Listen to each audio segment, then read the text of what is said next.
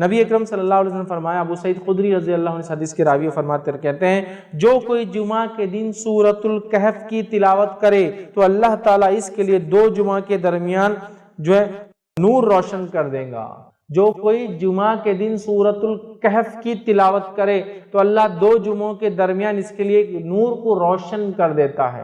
اور لائٹ، روشنی کبھی فائدہ مند چیز ہے، اس میں انسان کو دکھتا ہے، اور اندھیرا نقصان دہ اس لیے کہ اس میں آپ نہیں جانتے کیا آگے ہو سکتا۔ تو نور ہدایت آپ کے لیے کر دیتا ہے کہ 2 جمعہ کے بیچ میں یہ نور چمکتا رہتا ہے آپ کے لیے۔ کیا کرنا ہے اس دن؟ سورۃ الکہف کی تلاوت کرنا ہے پورے جمعہ میں۔ تو جمعہ کب چالو ہوتا ہے؟ جمعرات کی رات سے، تو وہاں سے لے کر تو دوسرے دن تک کبھی بھی کر سکتے، کوئی ضروری نہیں جمعے کی نماز سے پہلے، کوئی ضروری نہیں جمعے کی نماز کے بعد، کوئی ضروری نہیں جمعہ کے دن فجر کے بعد۔ آپ مغرب کے بعد سے لے کر جمعرات تھرسڈے گزر گیا، مغرب ہو گئی، وہاں سے لے کر سیکنڈ ڈے تک کر سکتے ہیں۔ ایک ساتھ بیٹھ کے کیجئے، یا ایک ساتھ نہیں ہو سکتے کسی وجہ سے تو توڑ کے کیجئے، انشاءاللہ کوئی مسئلہ نہیں کہ بھائی کچھ شروع کر دیا، پھر بیچ میں ٹائم آ گیا، نماز وغیرہ جا کے آئے، پھر آپ کا کنٹینیو کر لیا، اور ماشاءاللہ ایک ہاف این آور ہارڈلی زیادہ سے زیادہ ختم ہو گیا آپ کا سورۃ الکہف۔ ضرور پڑھے۔ اور سورۃ الکہف جب سب سے افضل اور سب سے عظیم دن میں پڑھنے کا حکم دیا جا رہا ہے تو میں آپ سے یہ کہوں گا سورۃ الکہف کی تفسیر پر بھی ذرا غور کرے کہ کیا وہ سندیش، کیا میسج اور کیا پیغام ہے سورت کے اندر کی سب سے عظیم اور سب سے افضل دن اس کو پڑھنے کا حکم دیا جا رہا ہے۔ جب آپ اس کو پڑھیں گے تو بہت ساری باتیں آپ کو پتہ چلیں گی۔ سورۃ الکہف کے اندر بہت سارے خزانے ہیں چھپے ہوئے، یاد رکھیے، جن کو آپ جب پڑھیں گے جمعہ کے اور سب سے افضل دن تو اس کو یاد رکھیں گے کہ یہ کیا ہے۔ اس کی پہلی 10 آیتوں کی صرف فضیلت یہ ہے اس سورۃ الکہف کی کہ جو اس کو تلاوت کرتا ہے کس سے محفوظ رہیں گا؟ دجال کے فتنے سے محفوظ رہیں گا۔ اور دجال کا فتنہ کیا ہے؟ صرف ایک روایت رکھتا ہوں اس تعلق سے کہ اللہ کے رسول صلی اللہ علیہ وسلم فرماتے ہیں، نوح علیہ السلام سے لے کر تمام انبیاءوں نے مجھ سے پہلے تک، مطلب آپ صلی اللہ علیہ وسلم پہلے تک دجال کے فتنے سے اپنی قوم کو ڈرایا ہے۔ نوح علیہ السلام پہلے رسول انسانی طرف بھیجے گئے، ان سے لے کر تمام انبیاءوں نے کس سے ڈرایا اپنی قوم کو؟ دجال سے۔ اور دجال کے فتنے سے بڑا کوئی فتنہ نہیں ہوا ہے، اس لیے تمام انبیاءوں نے ڈرایا ہے۔ اور صحابہ کو جب اللہ کے رسول صلی اللہ علیہ وسلم نے بات بیان کی، صحابہ کانپنے لگے اور ڈر گئے، کیونکہ وہ جانتے تھے آخری نبی کے بعد اس کا آنا تو طے ہے، لیکن ڈرانا پہلے نبی سے چالو، پہلے رسول ڈرا رہے ہیں اپنی قوم کو دجال کے فتنے سے۔ کتنا ڈینجرس فتنہ، اس سے بچنا پہلی 10 آیتوں کی فضیلت۔ کچھ نہ کچھ تو پیغام ہے ان 10 آیتوں میں، کھولیے اس پیغام کو، جائیے اس کی تفسیر اور اس کی گہرائیوں میں، پھر پتہ چلے گا کیا اسٹرانگ میسج اللہ دے رہا ہے، کیا سگنلز پاس کی جا رہے روز قیامت جو سب سے بڑا فتنہ آنے والا ہے اس سے بچنا ہے۔ تو یہ ہے میرے طرف سے پیغام اور ہدایت۔ دیکھو، ڈیکوڈ کرو اس کے پیغاموں کو، ان میسیجز کو دیکھو، اس کی تفصیلات میں جاؤ، اس کی تشریح میں جاؤ، اس کی گہرائیوں میں جاؤ، اور اپنے آپ کو اور اپنے آنے والی نسلوں کو دجال کے فتنے سے بچا لو۔ وہ دجال جو عظیم آنے والا ہے سب سے بڑا، اس کے علاوہ چھوٹے موٹے دجال تو انشاءاللہ یوں نکل جائیں گے۔ سب سے بڑے فتنے کا اس کے اندر حل ہے 10 آیتوں میں۔ ایک روایت میں کہ پہلی 10 آخری 10 کی بھی الفاظ ہے ایک حدیث کے اندر کہ آخری 10 بھی دجال کے فتنے سے نہ جاتے۔ سمجھا؟ سورۃ الکہف پڑھیے، نوجوانوں کے واقعے سے چالو ہوتی ہے جو اپنے رب پر ایمان لائے اور پھر وہ اپنی جانوں کو بچانے ایک گفا میں چھپ گئے، رب العزت نے ان کو نشانی بنا دی۔ جب اٹھے پتہ نہیں کتنے 100 سال بعد، بادشاہ ختم ہو چکا تھا، لوگ ایمان لا چکے تھے، یہ ایمان لائے تھے، کوئی ایمان والا نہیں تھا۔ جب یہ اٹھے دینوں سے تو سب ایمان والے تھے، لوگوں نے پہچان لیا، کہا اچھا تم تو وہ، تمہارے قصے مشہور تھے، لوگ بولتے تھے کچھ نوجوان چلے گئے، وہ تم پہچان لیا۔ لوگ پڑھیے سورت۔ اس دن خاص کیا ہوتا ہے جب یہ پڑھ لیتے ہیں آپ تو ایک جمعہ سے دوسرے جمعہ ایک نور آپ کے لیے روشن کر دیا جاتا ہے۔ یہ سورۃ الکہف کی فضیلت ہے، خاص طور سے جمعہ کے دن پڑھے جانے کے لیے۔ ٹھیک ہے، آئیے اب اس اوپر والی حدیث میں ایک جو نقطہ ہم کو اضافی ملا، اس سے پہلے کی حدیث میں بھی سیم تھا، آدم علیہ السلام پیدا کیے گئے، توبہ کیے، جنت میں ڈالے گئے، دنیا میں بھیجے گئے، انتقال ہوا اسی دن، یہ باتیں تو پتہ چل گئی ہم کو، لیکن ایک اضافی چیز تھی اس کے اندر، وہ یہ تھی اس میں ایک گھڑی آتی ہے، ایک ٹائم ہے جس میں مانگی گئی دعا اللہ رد نہیں کرتا سوائے حرام چیز نہ مانگی جائے۔ آئیے اس کے تعلق سے تھوڑی سی تفصیلات دیکھتے ہیں۔ ابو داؤد کی روایت ہے، نبی اکرم صلی اللہ علیہ وسلم فرمایا، کہا جمعہ کا دن 12 ساعت میں جو ہے 12 گھڑیاں اس کے اندر ہوتی ہے، 12 پارٹس جس کو بول لیجیے عام زبان میں۔ ٹھیک، تو اللہ کے رسول صلی اللہ علیہ وسلم فرماتے جمعہ کے دن میں 12 ساعت ہے، 12 گھڑیاں ہیں، 12 گھڑیاں ہیں یا 12 گھڑیوں کا ہوتا ہے۔ اس میں ایک گھڑی ایسی ہے کہ مسلمان اس گھڑی کو پا کر اللہ سے جو مانگتا ہے تو اللہ اسے ضرور دیتا ہے، لہٰذا اسے تم عصر کے بعد آخر گھڑی میں تلاش کرو۔ جمعہ کا دن 12 گھڑیوں میں آپ نے فرمایا تقسیم ہوتا ہے، اس میں ایک گھڑی ایسی ہے جس گھڑی کے اندر جو مومن دعا مانگتا ہے اللہ اس کی دعا کو رد نہیں کرتا ہے، اور اس گھڑی کو تم عصر کے بعد تلاش کرو، یہ آپ سے فرماتے ہیں، اور تم عصر کے بعد آخری گھڑی میں اس کو تلاش کرو۔ تو گویا جمعہ پورا دن ہے، پورے دن میں عصر کے بعد سے لے کر، اور ہم جانتے ہیں نا دن کب بدلتا ہے، تو میں سمجھ رہا ہوں علم ہوگا، دن مغرب سے بدلتا ہے اسلام میں، رات کے 12 بجے کے چکر میں مت جائیے، ٹھیک ہے، مغرب سے دن بدلتا ہے۔ اس کی دلیل کیا ہے؟ بہت زیادہ تفصیلات میں نہیں جاؤں گا۔ جب رمضان کا مہینہ آتا ہے تو پہلے کیا پڑھتے ہیں؟ تراویح، اور بعد میں روزہ رکھتے ہیں نا، تو مغرب ہوتے ہی چاند دکھ کیا رہی، رمضان شروع ہو گیا، اب تراویح ہوں گی آج، سمجھے آپ، ٹھیک ہے، تو مغرب سے شروع ہوتا ہے۔ اسی لیے جمعہ سے ایک دن پہلے کو اردو زبان میں کیا بولتے ہیں؟ جمعرات، جمعہ کی رات آنے والی ہے، آگاہ ہو جاؤ، ٹھیک ہے، اسی اس کو بولتے ہیں جمعرات، کہ جمعہ کی رات ابھی آ جاتی، یہ دن اہتمام کرو اس کا، ابھی سے پالو۔ تو گویا جمعرات کی رات، تھرسڈے کے دن مغرب سے جمعہ شروع ہوتا ہے، اسی لیے اس کو اردو میں جمعرات بولتے ہیں، جمعہ کی رات آج آ جاتی ہے ایک دن پہلے، پھر جمعہ آتا ہے۔ اب جمعہ کے دن عصر کے بعد آپ سے فرمایا اس کو تلاش کرو، تو جمعہ کے دن عصر کے بعد بولے تو دن کب ختم ہوتا ہے؟ مغرب میں، مغرب سے کیا لگیں گا؟ یوم السبت، ہفتہ لگ جائیں گا، سنیچر لگ جائیں گا، ٹھیک ہے، تو گویا عصر سے مغرب کے بیچ میں ہے۔ اس گھڑی میں مانگی گئی دعا کو اللہ رد نہیں کرتا سوائے حرام چیز نہ مانگی جائے، ڈن۔ بہت سارے لوگ مصیبتوں سے، بیماریوں سے، تکلیفوں سے، پریشانیوں سے، جسمانی پریشانیوں سے، گھریلو پریشانیوں سے، مالی پریشانیوں سے پریشان ہیں، بس اٹھا لیجیے اس دن کا فائدہ، منا لیجیے اس دن کو، حقیقت میں منا لیجیے اپنے رب کو، کروا لیجیے اپنی دعا قبول، رد نہیں کرتا اللہ مومن کی دعا سوائے حرام چیز نہ مانگے۔ تو آپ سے فرماتے ہیں اللہ ضرور دیتا ہے، لہٰذا اسے تم عصر کے بعد آخری گھڑی میں تلاش کرو۔ تو دیکھیے آپ کتنی فضیلت ہے اس یوم الجمعہ کی، جمعہ کے ایک دن کی، یاد رکھیے۔ تو آپ کوئی انسان یہ گھڑی کو کبھی غلطی سے بھی ضائع نہ ہونے دیں، خوب فائدہ اٹھائے اس گھڑی کا، یاد رکھیے، ٹھیک ہے۔ تو اللہ تعالیٰ نے جمعہ کے دن میں بھی عصر کے بعد کے وقت کوئی خاص فضیلت دی تھی جمعہ کے دن کے، تاکہ اس میں کیا جائے عمل بہت بہترین ہوتا ہے، دعا کے اعتبار سے قبول ہو جاتا ہے۔ اور جمعہ کب سے چالو ہوتا ہے میں تفسیر رکھ چکا ہوں، یہ تھرسڈے کے دن مغرب سے سورج غروب ہونے سے لے کر فرائیڈے کے دن سورج غروب ہونے تک چلتا ہے۔ اس کو اردو میں جمعرات کی رات، جمعرات ہی ایکچولی وہ جمعہ کی رات ہی ہے، جمعرات کی رات سے لے کر ہفتہ لگنے سے پہلے جمعہ کی مغرب تک ہوتا ہے، یاد رکھ، ٹھیک، تو اس میں پالے۔ اسی طرح جو ہے ابو داؤد اور حاکم اور نسائی کی روایت ہے، اس روایت کے اندر ہے اسے عصر کے بعد آخری ساعت میں تلاش کرو۔ تو گویا عصر کے بعد آخری حصے میں یہ وقت آتا ہے جس میں ہم خوب دعائیں کریں، یاد رکھیں۔ تو یہاں پتہ چلا کہ عصر کے بعد ہم کو یہ دعا کرنا چاہیے۔ اب آئیے ایک اور فضیلت اس دن کی کیا ہے۔ الحمدللہ ہم تمام مرد اور خواتین اس خطبہ جمعہ کے لیے جمع ہوئے ہیں۔ انشاءاللہ عزیز اس مختصر سے وقت میں جس ٹاپک اور جس عنوان پر ہم بات کریں گے وہ ہمارا جو کڑی اور سلسلہ چلا تھا، امت مسلمہ کو درپیش چیلنجز اور اس کا حل کیا ہے۔ اس چیلنج کے اندر آج 10واں اور آخری چیلنج میں آپ کے سامنے رکھنے کی کوشش کروں گا، جو امت مسلمہ جو ہے فیس کر رہی ہے، جو امت مسلمہ جس کے سامنے جو کھڑا ہے، اور یہ بڑا اہم چیلنج ہے، یاد رکھیے، اس لیے کہ کہیں نہ کہیں اب آج جس چیلنج کی ہم بات کریں گے جو 10واں اور آخری ہے، لیکن اس کا تعلق ہر اس پوائنٹ سے تھا جو ہم نے اب تک دیکھا ہے۔ پورے کے پورے جو کڑی میں ہم نے آج 10واں ہے، تو 9 جو اس سے پہلے پوائنٹس دیکھے تھے جو شرک سے شروع ہوا تھا، اور لاسٹ جو پوائنٹ ہم نے جو اس پہ کور کرنے کی کوشش کی تھی، وہاں تک اگر آپ آئے تو یہ کہیں نہ کہیں ایک اہم اس کا ٹکڑا ہے یا اہم حصہ ہے۔ اس پوائنٹ کے، اس نقطے کے، اس چیز کے نہیں ہونے کے نتیجے میں یہ تمام مسائل سے امت مسلمہ جوجھ رہی ہے۔ اگر یہ مسئلہ حل ہو جاتا تو کچھ نہ کچھ حد تک امت مسلمہ مسائل آتے تو اس کو لڑنے کے لیے، اس کا جواب دینے کے لیے، ان مسائل کو حل کرنے کے لیے ریڈی ہوتی اور تیار ہوتی، یاد رکھیے۔ اور آج کا جو ہمارا جو خطبے کا جو ٹاپک ہوگا، یاد رکھیے، وہ ہے تھنک ٹینک۔ تھنک ٹینک مطلب یہ ہوتا ہے کہ کسی بھی قوم اور امت کے پاس ایسے لوگ اور افراد ہوتے ہیں جو اس پہ کوئی مصیبت، تکلیف، دکھ، پریشانی یا فیوچر میں امت کیا کریں گے، مستقبل میں امت کیا کریں گے، اس کے بارے میں وہ پہلے سے پالیسی بنا لیتے ہیں، گائیڈ لائنز بنا لیتے ہیں، طریقہ کار بنا لیتے ہیں، جسو کہتے کیسے ان مسائل سے جوجیں گی اور امت کیسے گزریں گی اور آگے بڑھیں گی، وہ پہلے سے وہ ساری چیزیں امت کے سامنے رکھ دیتے ہیں۔ اور اس کے بعد جب وہ چیزیں، وہ مسائل درپیش ہوتے ہیں تو امت ان چیزوں کو دیکھتی ہے، رہنمائی آلریڈی موجود ہوتی ہے، امت اس رہنمائی کو لیتی ہے اور امت ان مسائل سے گزر جاتی ہے۔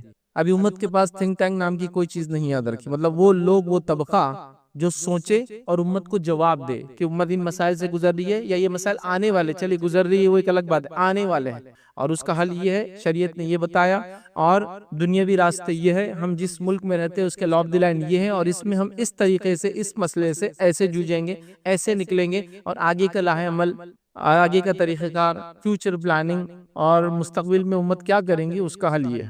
لیکن امت مسلمہ کے پاس ایسی کوئی چیز نہیں یاد رکھی۔ یقیناً جو بات میں کہہ رہا ہوں یہ کوئی نئی چیز نہیں یاد رکھی۔ نبی اکرم صلی اللہ علیہ وسلم جب تک دنیا میں تھے تو اللہ رب العزت آپ کو وحی کے ذریعے گائیڈ کرتا تھا۔ تو اب نبی اکرم صلی اللہ علیہ وسلم دنیا سے جانے والے تھے، سلسلہ وحی کا رکنے والا تھا، تو اللہ کے رسول صلی اللہ علیہ وسلم نے ہم کو الٹرنیٹ کیا دیا تھا؟ اللہ رب العزت نے ہم کو کیا دیا کہ نبی اکرم صلی اللہ علیہ وسلم کے دنیا کے جانے کے بعد ہم لوگ کیسے کریں گے کام؟ ایشوز، مسائل، پرابلمز تو آنے والے، آگے بھی آتے رہیں گے، تو سلوشن کیا ہے اس کا، کیسے نکالیں گے ہم؟ تو اللہ رب العزت نے نبی اکرم صلی اللہ علیہ وسلم کی حیات میں ہی وہ طریقہ کار بتا دیا تھا، یاد رکھیں کہ امت اپنے مسائل کیسے نکالیں گی۔ اور وہ آیت کا ایک حصہ ہے جو میں نے آپ کے سامنے تلاوت کی، اللہ رب العزت یاد رکھیے اس آیت کے اندر، سورہ آل عمران سورہ نمبر 3 اور آیت نمبر 159 اس میں اللہ فرماتا ہے اور کہتا ہے، جو آیت میں نے تلاوت کی تھی، اللہ فرماتا ہے وَشَاوِرْهُمْ فِي الْأَمْرِ، اے نبی صلی اللہ علیہ وسلم جب کوئی مسئلہ ہو جائے تو ان صحابہ کے ساتھ بیٹھ کے مشورہ کر لینا۔ وَشَاوِرْهُمْ فِي الْأَمْرِ مطلب اب آگے کیا پلاننگ کرنا ہے، آپ صحابہ کے ساتھ بیٹھنا اور اس کو پلان کر لینا۔ فِي الْأَمْرِ فَإِذَا عَزَمْتَ فَتَوَكَّلْ عَلَى اللَّهِ اور جب آپ کوئی فیصلے پہ پہنچ جائے، جب کوئی آپ مصمم ارادہ پھر کر لے، جو مشورہ آ جائیں گا اس بیسس پہ جب آپ کو فیصلہ کر لے، پھر اللہ پر توکل کر لینا، اس کے بعد اللہ پر بھروسہ کر لینا۔ ان اللہ یحب المتوکلین، اس لیے کہ اللہ تعالیٰ اس پر توکل کرنے والوں کو پسند کرتا ہے۔ آگے بات تو کیا کہا، مشورہ کر لینا۔ نبی اکرم صلی اللہ علیہ وسلم ہے اور ایک قلعے کا جو ہے گھیراؤ کیا جا رہا ہے، یہودیوں کا قلعہ ہے، نبی اکرم صلی اللہ علیہ وسلم جس سے موجود ہے، اور آپ صلی اللہ علیہ وسلم صحابہ سے کہتے ہیں کہ فلاں جگہ ہم پڑاؤ ڈالیں گے۔ ایک صحابی کہتے ہیں کہ اللہ کے رسول صلی اللہ علیہ وسلم میرا مشورہ ہے کہ پڑاؤ یہاں نہیں وہاں ڈالیں گے۔ کہا کیوں؟ تو کہ اللہ کے رسول ہم جن یہودیوں سے لڑنے آئے ان کے پاس جو ہتھیار ہے وہ اتنے اچھے ہیں کہ وہ یہاں تک اس کی رینج ہے، یہاں تک وہ ہتھیار پہنچ جاتے، جہاں خیمے کی آپ بات کریں۔ اللہ کے رسول فرمایا ٹھیک ہے ہم خیمہ پیچھے لگائیں گے۔ دیکھیے ایک صحابی کے مشورے پہ بات ہوئی۔ جنگ احد کے لیے نبی اکرم صلی اللہ علیہ وسلم مشورہ کرتے صحابہ سے کہ میرے صحابہ کیا کہتے ہو، اندر رہ کے ڈیفنس کرے، باہر جا کے آفینسو لڑائی کرے؟ صحابہ کہتے جو نوجوان صحابہ تھے، اللہ کے رسول ہم باہر جائیں گے اور لڑیں گے۔ اس کے بعد اللہ کے رسول نے کہا ٹھیک ہے ہم باہر جا کے لڑیں گے۔ آپ کا بختر، آپ کا جو چیسٹ کے لیے گارڈ آتا تھا، وہ جب لگایا جا رہا تھا تو کچھ صحابہ جو بزرگ عمر کے تھے انہوں نے کہا کہ تم نے کیا کر دیا، یہ نبی اکرم صلی اللہ علیہ وسلم باہر جائیں گے، ان کی جان کو خطرہ ہے۔ تو یہ بہت پھر شرمندہ اور نادم، اور فوراً دوڑے کہا اللہ کے رسول ہم چاہتے ہیں کہ وہ ڈیسیجن آپ واپس لے لے جو ہم نے مشورہ دیا تھا آپ کو کہ باہر نکل کے لڑیں گے، چونکہ آپ کی جان کا اب ہم کو ڈر لگ رہا ہے۔ تو اللہ کے رسول نے فرمایا کوئی نبی کی شان کے لائق یہ بات نہیں ہے کہ وہ ایک بار بختر پہن لے، جنگ کے لیے تیار ہو جائے تو پھر وہ جنگ کیے بغیر پیچھے ہٹے، اب نہیں ہو سکتا۔ ہی جو فیصلہ ہو گیا صحابہ کا مشورہ، تو ہم کو وہی کا سلسلہ تو بند ہو گیا۔ اللہ رب العزت نے قرآن اور سنت کے ذریعے قیامت تک آنے والے سارے مسئلے میں ہم کو گائیڈ کر دیا، لیکن کچھ مسائل آتے رہیں گے امت کے سامنے، تو کیسے حل کریں گے امت؟ یہ طریقہ ہے، وہ ہے وَشَاوِرْهُمْ فِي الْأَمْرِ، چلو مشورہ کرتے ہیں مسائل کے اوپر۔ فَإِذَا عَزَمْتَ فَتَوَكَّلْ عَلَى اللَّهِ، پھر جب فیصلہ کر لو اس معاملے میں، اس مشورے کے اندر، پھر اللہ پر توکل کرو۔ اللہ توکل کرنے والوں کو، اپنے بھروسہ کرنے والوں کو پسند کرتا ہے۔ تو یہ ہے طریقہ آگے چلنے کا، اور یہ جو میں نے شروع میں کہا تھنک ٹینک، ایسے لوگ جو سوچے امت کے بارے میں، یہ آیت اس کی دلالت کرتی۔ آئیے دوسری آیت اللہ رب العزت کیا فرماتا ہے اس آیت کے اندر، اور یہ آیت یاد رکھیں سورہ نساء، اس کی آیت نمبر جو ہے 83 ہے، 83 نمبر کی آیت ہے۔ اللہ فرماتا ہے اور کہتا ہے اور جب ان کے پاس امن یا خوف کی کوئی خبر جو ہے پہنچتی ہے، یہ منافقین کے بارے میں بات ہو رہی، جب ان کے پاس کوئی خوف کی، امن کی خبر پہنچتی ہے تو جو ہے اسے مشہور کر دیتے ہیں۔ تو منافق کیا کرتے ہیں، اس سنی باتوں پہ چیزوں کو مشہور کر دیتے تھے۔ جیسا خبر آ گئی نعوذ باللہ مسلمان ہار گئے، بس مشہور کر دیا، پہلے خبر آ گئی کہ مشرکین بہت تعداد میں آ رہے، پھیلا دیا مسلمانوں میں، تاکہ ایک ڈر خوف ہو جاتا نا، اب کسی فوج سے پہلے کو پھیلا دے وہ اتنے بڑے فلاں ہیں۔ تو اللہ فرماتا ہے اور جب ان کے پاس امن یا خوف کی کوئی خبر آتی ہے، پہنچتی ہے، تو اس کو مشہور کر دیتے ہیں، اور اگر اس کو پیغمبر مطلب رسول اللہ صلی اللہ علیہ وسلم اور اپنے سرداروں کے پاس، اولو الامر جو ان کے اندر ہے، ذمہ دار جو صحابہ ہیں، ان کے پاس پہنچاتے تو تحقیق کرنے والے اس کی تحقیق کر لیتے۔ تو یہ بات پھیلانے سے پہلے منافقین کیوں نہیں ایسا کرتے کہ اللہ کے رسول صلی اللہ علیہ وسلم کے پاس چلے جائے، ان صحابہ کے پاس جائے، اولو الامر تھے، ہر صحابی ایک درجے کا نہیں تھا، یاد رکھیں۔ ہے نا، ابو بکر صدیق ہے اس کے اندر، عمر بن خطاب ہے اس کے اندر، عثمان بن عفان ہے اس کے اندر، علی بن ابی طالب اور دیگر یاد رکھے جن کا درجہ ظاہر سی بات ہے سب سے اعلیٰ ہے. تو کیوں نہیں جاتے اور اپنے سرداروں کے پاس، نبی اکرم صلی اللہ علیہ وسلم خود موجود ہے، بڑے بڑے صحابہ ہیں، ان کے پاس پہنچاتے اور وہ تحقیق کر لیں گے، اور تحقیق کر کے جو ہے کر لیتے. اگر تم جو ہے اللہ کا فضل تم پر اور مہربانی نہ ہوتی تو چند اشخاص کے سوا سب شیطان کے پیروکار ہو جاتے. یہ فالتو خبریں سن کر، یہ فیک نیوزیں سن کر، یہ صرف جو باتیں یہ منافقین نے مشہور کر دی ہے، اگر یہ باتیں تم سنتے تو سب شیطان کے پیروکار ہو جاتے. مطلب اس پہ کوئی ڈیسیجن لے لیتے تم، فلاں قوم نے آپ پہ حملہ کر دیا، جبکہ انہوں نے حملہ نہیں کیا، وہ صرف آپ سے بات کرنے آئے، بات مشہور کر دی، اب مسئلہ ہو گیا نا.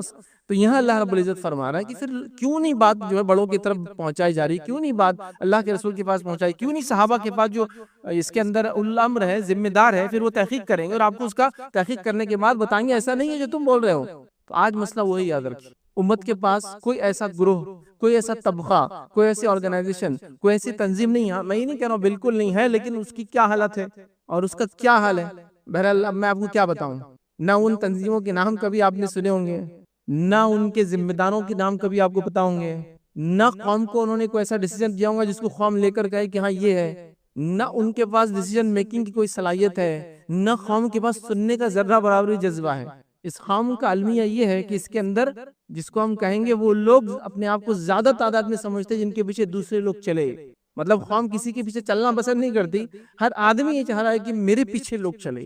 یہ سب سے بڑا مسئلہ ہے. تب کیسے ہوں گا اس معاملے میں یاد رکھیں. تو آج مسلمانوں کے پاس کوئی تھنک ٹینک نہیں ہے، کوئی انٹرنیشنل نیشنل لیڈرشپ نہیں ہے، کوئی ریلیجیس، پولیٹیکل یا سوشل لیڈرشپ بھی نہیں یاد رکھی. آئیے ہم دوسری قوموں کی مثال لیتے ہیں. دنیا کے اندر ایک بڑا مذہب ہے، مسلمانوں سے زیادہ ان کی تعداد ہے، عیسائیت. عیسائیت کے اندر ایک بڑا طبقہ جس کو کیتھولک بولتے ہیں، یاد رکھیں. ٹھیک ہے، کیتھولک ان کے اندر ایک بڑا طبقہ، یاد رکھیں. ان کے پاس ایک عالمی لیول کی لیڈرشپ ہے، اور وہ پہلے سیاسی لیڈرشپ بھی تھی اور مذہبی لیڈرشپ بھی تھی. پچھلے 100 سال پہلے ان کو الگ کر کے ان کو سیاست سے الگ کر دیا گیا، وہ صرف مذہبی لیڈرشپ ہے. اور اس لیڈرشپ کو کہتے ہیں پوپ، پاپائیت بولتے ہیں، پاپا بھی بولتے ہیں، یاد رکھیے اس کو عربی کے اندر یا اردو کے اندر. تو پوپ جو ہے ان کا یہ پہلے ریلیجیس لیڈر بھی تھا اور جس کو کہتے ہیں یہ پولیٹیکل لیڈر بھی تھا، یاد رکھیے. جب اس کو ریلیجیس لیڈرشپ کی اس کی الگ کر کے کہا کہ تم سیاست کو چھوڑ دو، الگ ہو جاؤ، تو انہوں نے ڈیمانڈ کیا، تو ان کو ایک ملک ہی بنا کے دے دیا گیا جو دنیا کا سب سے چھوٹا ملک ہے، اس کو بولتے ہیں ویٹیکن سٹی. چونکہ ظاہر سی بات ہے ان کو وہ ذہنی طور سے بھی رکھنا تھا کہ ٹھیک ہے آپ کو ایک الگ ہی ملک بناتے ہیں، اس کی کرنسی بھی اپنی ہے، اس کا اسٹیمپ بھی اپنا ہے، اور دنیا کا سب سے چھوٹا ملک ہے، آدھے میل بائی آدھے میل کا وہ ملک ہے، یاد رکھیے. مطلب بمشکل 700 میٹر بائی 700 میٹر کا پورا کنٹری، یاد رکھیے. اس کو بولتے ہیں ویٹیکن سٹی، اٹلی کے اندر آتا ہے. تو اس کو سیاست سے الگ کر دیا، مذہبی اس کو رہنما کر دیا. تو پورے کیتھولک چرچ اس کو آج بھی مانتا ہے. مطلب یہ کہ اگر اس نے کہہ دیا کہ فلاں چیز ہو تو سارے لوگ بعمل ہو جاتے ہیں. تو ایٹ لیسٹ ان کے پاس ایک ریلیجیس لیڈرشپ ہے. آپ کے پاس بتائیے کون سی لیڈرشپ ہے؟ اگر آپ یہ کہتے ہیں کہ ہم جو حرم کے امام کو جو لیڈر مان لیں گے، تو ہم میں سے تو ایک بڑا طبقہ کہتا ہے وہ تو کافر ہے، تو وہ ظاہر سی بات ہے ان کی لیڈرشپ کیسی ہوں گی؟ ایک بڑا مسلمانوں کا طبقہ کہتا ہے کہ ان کے پیچھے تو نماز ہی نہیں ہوتی، حج عمرے کو جاتے ہیں تو الگ سے نمازیں پڑھتے ہیں. تو اب وہ لیڈرشپ بھی فیل ہو گئی. اب کس کو آپ لیڈر مانیں گے؟ مطلب ویٹیکن سٹی ان کا ایک چرچ ہے، اس کی ایک بہت مقدس جگہ ہے ان کے اعتبار سے، تو وہ اس کے لیڈر کو دنیا کا عالمی لیڈر مانتے ہیں. آپ کے پاس کیا ہے؟ آپ تو حرم کے امام کو مسلمان نہیں ماننے کو تیار. اکثر لوگ ان کے پیچھے نماز نہیں ہوتی، وہ تو فلاں ہے. اور مطلب آپ کا اور ہم امت مسلمہ اکثریت کا یہ کہنا ہے کہ نعوذ باللہ اللہ تعالیٰ اپنے گھر کی بھی حفاظت نہیں کر پایا اور وہاں ایسے لوگوں کو مسلط کر دیا جن کے پیچھے میری نماز ہی نہیں ہوتی. اللہ اللہ، اب کیا کریں گے امت بتائیے. تو امت کا یہ حال ہے. تو یہ ہوا ریلیجیس لیڈرشپ. اب سیاسی لیڈرشپ تو مجھے بتانے کی ضرورت نہیں آپ کو. عالمی سطح پر کس کو بتائیں گے آپ کہ یہ ہمارا رہنما ہے؟ میں دیگر دنیا کے ممالک کے 50 بڑے بڑے ایسے اشخاص کے نام لے سکتا ہوں کہ آپ کہیں گے ہاں یہ عالمی لیڈر ہے. ان کو دیکھ کے لگتا ہے کہ ملک اور ملت کے لیے انہوں نے اور اپنے اسٹیٹ کے لیے کچھ نہ کچھ کیا. ایک فہرست ہے بھائی، ایک لمبی، مطلب اتنی لمبی ہے یہود و نصارہ کی اور دیگر اقوام عالم کی کہ میں اس کو گنا بھی نہیں سکتا ہوں. آپ کو ایسا بتائیے، چلیے مسلمان دنیا کے اندر، عالم اسلام جس کو عام زبان میں کہتے ہیں، مسلم دنیا کے اندر، جس کے اندر کم و بیش 50 سے زائد 56 سے 57 ملک ہیں، ان 56 سے 57 ملک کا ایک رہنما بتائیے جس کو آپ کہیں گے یہ ہمارا پولیٹیکل لیڈر ہے، یا یہ سیاسی فکر ہم سمجھتے ہیں اور یہ سیاسی فکر صحیح ہے. بتائیے آپ.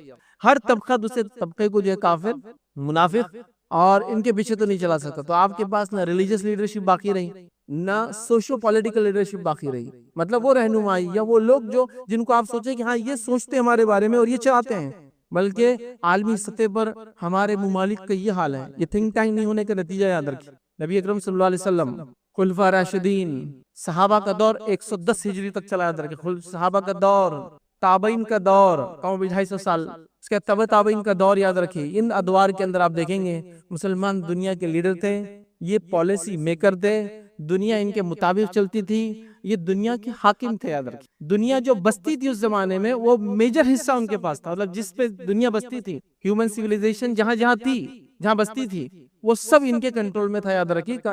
سمجھ لیجئے آپ صلی اللہ علیہ وسلم دنیا جانے کے 200 سال بعد کا یہ حال ہے، اور وہاں سے پھر وہ وہی سلسلہ الحمدللہ تقریباً 15ویں 16ویں صدی تک چلا۔ اس کے بعد زوال کا دور چالو ہوا، پھر یوروپین سائروں نے کولونائزیشن کیا اور پھر مسلمان ممالک کو ٹکڑے ٹکڑے کر کے بانٹ لیا، تم یہ لے لو، تم وہ لے لو، تم وہ لے لو، مطلب مسلمانوں کی جان مال عزت اور ممالک جو ہے یہ ایک کیک کی مانند تھا، جو آ رہا ہے بس کاٹ رہا ہے، جتنا حصہ لینا چل تو کھا لے، اتنا حصہ اس کو دے دے، بچاؤ پھینک ڈالو، ان کی ضرورت نہیں، یہ حال کیا پھر یاد رکھیے۔ ہم بھول گئے یاد رکھیے، سب بھول گئے یاد رکھیے، کوئی لیڈر نہیں ہے، کوئی لیڈرشپ نہیں ہے، نہ کوئی ریلیجیس لیڈرشپ ہے، نہ کوئی سوشل لیڈرشپ ہے، نہ کوئی پولیٹیکل لیڈرشپ ہے، کچھ بھی نہیں یاد رکھیے ہمارے پاس۔ کیوں امت اس حالت میں پہنچی یاد رکھیے، کیسے اس حالت کو دور کیا جائے، فیوچر پلاننگ کیسی کریں گے امت بتائیے، کل کیا ہونے والا آپ کیسے وہ کریں گے، فلاں مسئلہ آ گیا، کسی کو پتہ بھی نہیں مسئلہ کیا ہے، تعجب کی بات یہ ہے، اب کیسے سمجھائے، مذہبی رہنماؤں کو جا کے بیٹھ کر بتانا پڑ رہا ہے، اس کا بھی بیٹھنے کا طریقہ ہی ہے، شیخ کے پاس بیٹھنے کا طریقہ رہتا ہے، دو زان ہو کر بیٹھنا، عزت کے ساتھ بیٹھنا، احترام کے ساتھ بیٹھنا، ان کے وقت کے ساتھ بیٹھنا، ان کے سامنے جا کے بیٹھنا، نظروں کو نیچی رکھنا، پھر انہیں وقت دینا، پھر آپ نے ان کو مسئلہ سمجھانا کہ اب انہوں نے فیصلہ لینا اگلا کیا کرنا ہے، تو اگلا آدمی خود بولتا ہے یہ کیا فیصلہ دیں گا آدمی میرے، جس کو مسئلہ سمجھانے کے لیے مجھے 4 گھنٹے 40 دن لگے، پہلے جا کر ٹائم لے کر 4 گھنٹے میں سمجھا پائے، تب بھی ان کو سمجھا اچھا ٹھیک ہے آپ بول رہے تو ہم بول دیتے ہیں، کیا فیصلہ ہوں گا میں نہیں سمجھ پاتا ہوں، امت کا، ان کا مستقبل کا، سیاسی حالات کا، سماجی حالات کا، ٹیکنالوجی وائز جو حالات آ رہے ہیں، چلو باقی چھوڑ دو، سائنس اور ٹیکنالوجی کی ترقی کہاں پہنچ رہی ہے یاد رکھیے، اب کیسے آپ کو کوئی گائیڈ کرے گا کہ کل جو آنے والی ٹیکنالوجی اس میں حلال و حرام کیا ہے، کھانے پینے سے لے کر دوائیوں سے لے کر ہر چیز میں ٹیکنالوجی کس لیول پر جا رہی ہے آپ سوچ بھی نہیں سکتے، مطلب جو چیزیں پہلے سمجھ میں نہیں آتی تھی، دکھتی نہیں تھی، وہ آپ اب محسوس کر سکتے ہیں، جو پہلے آپ مثال لے لیجئے میرے، آپ نے انگور کھایا اس سے پہلے، آپ بیج والا انگور کب کھایا تھا آپ نے سے پہلے، آپ سمجھ رہے ہیں، تو سائنس اور ٹیکنالوجی کہاں جا رہی ہے یاد رکھیے، آپ نے سنترا اور موسم بھی تو کھائی تھی، لیکن اس کے بیچ کے کتنے فروٹس آ گئے، کتنے، کسی کینوں بولا جا رہا ہے کہ سنترے کی طرف زیادہ، موسمی کی طرف کم فلاں ہے، یہ سب سائنس ٹیکنالوجی کا نتیجہ ہے کہ کئی الگ الگ پھلوں کو ملا کر اگلے پھل دے رہے، اب نیکسٹ پلاننگ یہ کہ کئی جانوروں کو ملا کر اگلی نسل تیار کریں گے، جو جانور کھائیں گے نہیں کھائیں گے ہم، پھر پھلوں میں اور سبزیوں میں تو ٹھیک ہے ساری چیزیں حلال ہے ہمارے لیے، لیکن باقی دیگر جانوروں کے اندر تو حلال حرام کا مسئلہ ہے نا، کہ فلاں جانور سے فلاں کراس کر کے ہم فلاں بنائیں گے، جینیٹیکل انجینئرنگ جس کو کہتے ہیں، کس لیول پر جا رہی ہو، تو اگلا کیا کریں گے 10 سال بعد جو چیزیں آئیں گی، آپ سمجھ رہے ہیں، مطلب ایسی چیزیں آنا چالو ہو گئی، مطلب آپ جیسا پہلے لکڑی استعمال کرتے تھے، تو لکڑی کی آپ کوئی چیز بنائیں گے، پلین لیول بنائیں گے، لگائیں گے، وہ ٹائم تو پلائی ووڈ بول کی چیز آ گئی تھی، لکڑی کو لے کے کمپنی میں پروسیس کر کے ایسی پلین تختے بنا دیے جا رہے تھے کہ آپ جیسے کاٹو اور بنا لو، تو آپ کو پتا ہے آج کل گوشت اور میٹ میں بھی ہوتا ہے، مطلب مختلف جانور گوشت لے کے اس کو چٹکا کر مارکیٹ میں بیچا جاتا ہے، اس کو جیلیٹن بولتے یاد رکھیں، مطلب ایسا ہے کہ آپ جتنے سائز کا میٹ چاہے اتنے سائز کا آپ کو مل جائے گا، اور آپ وہ کریں تو کیا یہ شرن، کیا اس کی حکم ہوگا، ابھی آپ کو لگ رہا بہت دور ہے، 10 سال بعد ان چیزوں کو آپ بکتے ہوئے نظر آئیں گے آپ کو مارکیٹ میں، پھر ہمارا مسئلہ کیا ہوگا، کون ہم کو جواب دیں گا، دواؤں کے اندر فلاں ادویات میں فلاں چیزیں میں کون بتائیں گا امت کو، کوئی گائیڈنس ہی نہیں کہ فیوچر کیا ہونے والا امت کا، کون بتائیں گا، کوئی تیاری نہیں امت کی یاد رکھی، نہ بتانے والوں کو علم ہے، نہ سمجھنے والے شعور حاصل کریں، مطلب جہاں کچھ لوگ ہیں بھی جن کے پاس وہ صلاحیت ہے، وہ لیڈرشپ ہے، وہ سمجھا سکتے ہیں، خواہ ان کے پیچھے چلنے کو تیار نہیں، مسئلہ یہ بھی ہے، چونکہ ہر آدمی کہہ رہا ہے میرے سے زیادہ ہوشیار تو دنیا میں موجود نہیں ہے کوئی، کیسے ہوں گا امت کا یاد رکھیے، اب اس کے بعد جب لیڈرشپ ختم ہو گئی یاد رکھیے، تھنک ٹینک نہیں رہا ہمارے پاس، انٹلیکچوئلس ہمارے پاس نہیں رہے، ان لوگوں نے آرگنائزیشن کریٹ نہیں کی، تو ہمارے پاس کوئی پالیسی نہیں رہی یاد رکھیے کہ ہم کیسے جئیں گے، کیا کریں گے، کیا کھائیں گے، کب نہیں کھائیں گے، کیا پڑھیں گے، کیا نہیں پڑھیں گے، کہاں بچوں کو ڈالیں گے، کہاں نہیں ڈالیں گے، کیا چیز حلال ہوں گی اور کیا چیز حرام ہوں گی، مستقبل میں آنے والی سائنس ٹیکنالوجی میں کیا ہم لیں گے اور کیا ہم نہیں لیں گے، کیسے ہم کریں گے، کیسے ہم نہیں کریں گے، ماضی میں، پاسٹ میں علماء نے، ہمارے دینی طبقے نے، بہت ایڈوانس لوگ تھے یاد رکھیو، مسائل کو لکھا جو فیوچر میں آ سکتے ہیں، لکھا انہوں نے اس چیز کو، ایسا ہو سکتا ہے فیوچر میں، تو کیا کریں گے امت، مطلب وہ جب تھے اس سے 500 سال پہلے کا سوچ رہے تھے کہ اگلا ایسا ہو تو ہم کیا کریں گے، آج ہمارا حل یہ ہے کہ ابھی جس حالت سے ہم گزر رہے ہیں اس سے بھی 50 سال پرانی باتیں کی جا رہی ہے، جمعہ کا خطبہ ایک طرح سے ایک پلیٹ فارم ہے جس کے ذریعے آپ اپنی جدید یا مسائل یا حالات کو پیش کر سکتے ہیں، ان حالات میں بھی آپ دیکھیے لوگ 5 منٹ کا عربی خطبہ پڑھتے ہیں، اور اس میں بھی کبھی کبھار ایسا پڑھتے یاد رکھیے کہ وہ عثمانی خلافت کے دور میں لکھے ہوئے خطبے ہیں جس میں آخری عثمانی خلیفاؤں کے نام کے ساتھ پڑھتے ہیں، اور آج بھی ایسا پڑھتے ہیں کہ اللہ ان کو قائم رکھے اور دائم رکھے. خلافت ختم ہو کے 100 سال ہو چکے ہیں، اور آج بھی وہ خطبہ پڑھا جا رہا ہے کہ اللہ عثمانی خلیفہ کو قائم رکھے اور دائم رکھے جو جا چکے ہیں دنیا سے. مطلب خطبہ اتنا پرانا ہے، پہلے خطبہ خلیفہ کے نام سے لکھوائے جاتے تھے، یا حکمراں جو ہوتے ان کے نام سے لکھائے جاتے تھے. سمجھ رہے ہیں؟ تو لہٰذا وہ خطبے 100 ایئرز بیک جو دیے جاتے تھے آج پڑھے جا رہے ہیں. تو امت اب اگلی گائیڈنس کیسے حاصل کریں گے بتائیے، کیسے وہ رہنما حاصل کریں گے؟ اور تعجب خیز بات کیا ہے معلوم؟ تعجب خیز بات کیا ہے؟ جو لوگ عربی خطبے کے علاوہ اردو خطبہ دینے کے قائل نہیں، تعجب خیز بات یہ ہے کہ ان کے مسلک کے اندر عربی کے علاوہ دیگر زبان میں اذان دینا بھی جائز ہے. تو خطبہ کیوں نہیں ہو سکتا دیگر زبان میں بتائیے؟ فارسی میں اذان جائز ہے، تو ہم تو کہہ رہے ہیں اردو میں صرف خطبہ دینا ہے. تو نہیں، خطبہ جائز نہیں، لیکن چونکہ خطبے سے لوگ سمجھنا شروع کر دیں گے، سمجھیں گے تو پھر مسائل پیدا ہوں گے. تو پھر بولو مت امت، کچھ عربی سنا دو 5-10 منٹ کو، مسئلہ ایک بتا دو کہ بھائی فلاں مہینہ چل رہا ہے، اس مہینے میں روزے رکھے، زکات دے، حج کرے، فلاں کرے، فلاں، ہو گیا ختم. ٹھیک ہے، یہ تو تھا ہمارا ریلیجس معاملہ، دینی معاملہ ہو گیا. لیکن جس دنیا سے گزر رہے ہیں وہ تو ہم کو بول رہے کہ فلاں فلاں چیز نہیں ہوگی تمہاری شہریت چھین جائیں گی، تو اب میں اس مسئلے میں کیا کروں؟ وہ تو بول رہے فلاں چیز آپ کو لینا، کھانا پینا اور فلاں چیز کرنا ضروری ہے. کیا میرے دین کے اندر یہ اجازت ہے کہ میں چیز کھاؤں پیوں لگاؤں؟ میں اس کے بارے میں کیا کروں گا؟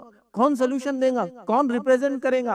کون آگے بڑھ کر بات کرے گا؟ حالات دیکھیے اب کیا ہو چکی ہے. مطلب کس حالت میں ہم آ چکے ہیں، اور سسٹمیٹیکلی امت کو جو مس گائیڈ کیا گیا ہے، سسٹمیٹیکلی امت سے ذمہ دار اور ایسے لوگ جو باشعور باعقل تھے ان کو ختم کیا گیا ہے، ان کو ہٹایا گیا. یاد رکھیے، اور امت اس حالت میں آ چکی ہے، یاد رکھیے کہ آج ان کو پتہ نہیں ہے کہ کیا کرنا ہے، جس کے نتیجے میں کیا ہو رہا ہے معلوم آپ کو؟ قتل اور غارت گری، لوٹ مار عام ہو چکی ہے. یاد رکھیے، امت مسلمہ کی عزتوں کی، جان اور مال کی. آپ ذرا سوچو، کبھی خالی سوچو، کوئی ایک آدمی آتا ہے ایک رات، اور ایک آزاد ملک، آزاد انسانیت اس میں بس رہی کروڑوں کی تعداد میں، اور ایک رات میں اس ملک کو غلام بنا لیتا ہے، اور امت خالی دیکھ رہی ہے. ہم کو کیا لینا دینا اس؟ اب میں کتنی مثالیں دوں آپ کے سامنے، کیا بتاؤں، چونکہ کوئی گائیڈ کرنے والا نہیں. امت 2008 ہے، ایک رات ہے، ملک آزاد سو رہا ہے، دوسری صبح اٹھتا ہے، فجر میں تو غلام اٹھتا ہے. عراق غلام بنا دیا ایک ملک، اور آپ خاموش بیٹھے تھے. آپ کو لگا کیا ہوتا ہے اس؟ آپ کو اس میں اشارہ تھا کہ ہم کیا کر سکتے ہیں تمہارے ساتھ. تمہارے پاس نہ کوئی ریلیجیس لیڈرشپ ہے، نہ پولیٹیکل لیڈرشپ ہے، نہ تم کوئی دھکا لگا سکتے ہو. سسٹمیٹیکلی پھر ایک کے بعد ایک ملک آپ کے سامنے برباد ہوئے، جان اور مال اور عزت کتنی لوٹی، صرف اندازہ لگائیے نا، اندازہ لگائیے. عراق کے اندر صرف دوا نہ ملنے سے، ایمبارگو کی وجہ سے، دوا ہوتی ہے نا، میڈیسن، ویکسینیشنز نہیں ملنے کی وجہ سے، یہ خود امریکن ریکارڈ بتا رہے ہیں، 2 ملین سے زیادہ بچے مرے ہیں، 20 لاکھ سے زیادہ بچے صرف انجیکشنز جو ضروری ہے میڈیسن کے لیے نہ ملنے سے مرے ہیں. یہ قومیں جو ہم کو سکھا رہی ہے کہ ہم انصاف کے علمبردار ہیں، یہ 20-20 لاکھ بچوں کو صرف اپنی خواہشات کے لیے مار دیتی ہے. ہم لوگوں کو کیا پرواہ ہے؟ اللہ تو ہے نا، بس صحیح بات ہے، اللہ ہے، میں کہاں نہیں بول رہا ہوں.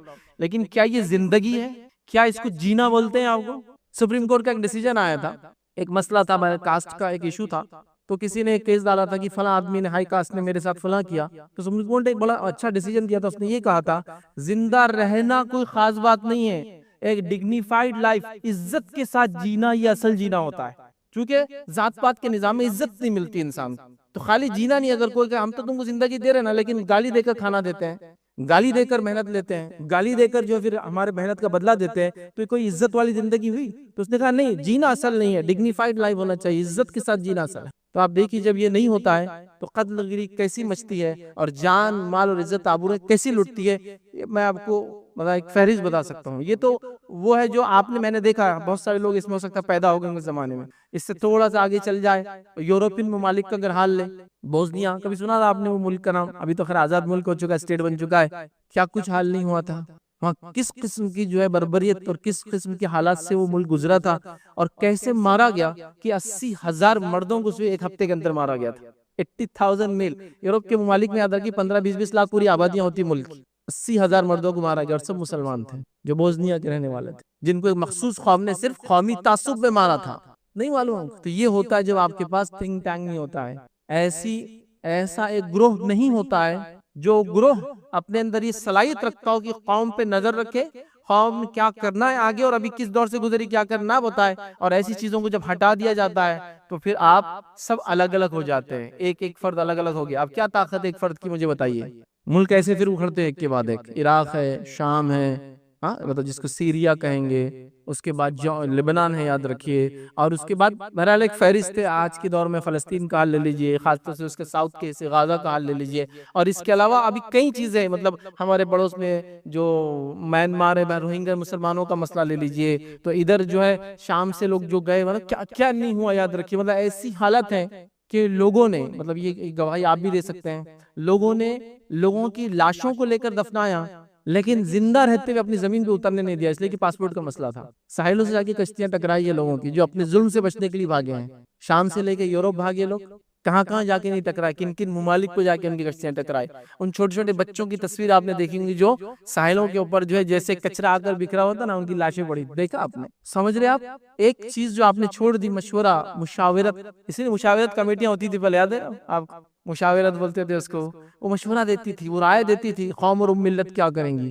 اب سب ختم ہو چکا ہے، یاد رکھیے سب ختم ہو چکا ہے، اور امت اس بارے میں نہ سوچنے کو تیار ہے، نہ آگے کی کوئی پلاننگ وہ اور بھی رکھتی ہے۔ اب بتائیے جب یہ نہیں ہوں گے تو انٹلیکچوئل ریوائول کیسے ہوگا، مطلب آنے والے جدید مسائل کو کیسے حل کریں گے، اسکالرلی ریسرچ کیسی ہوں گی، مطلب ہم لوگ اب اسلامک اسٹڈیز کے اعتبار سے آگے کی چیزوں کو کیسے انالائز کر پائیں گے، پولیٹیکل فارمولیشنز کیسے بنیں گے، مطلب سیاسی اعتبار سے اپنا دبدبہ قائم رکھنے کے لیے قوم کیا کرے، کون ان کو بتائیں گا؟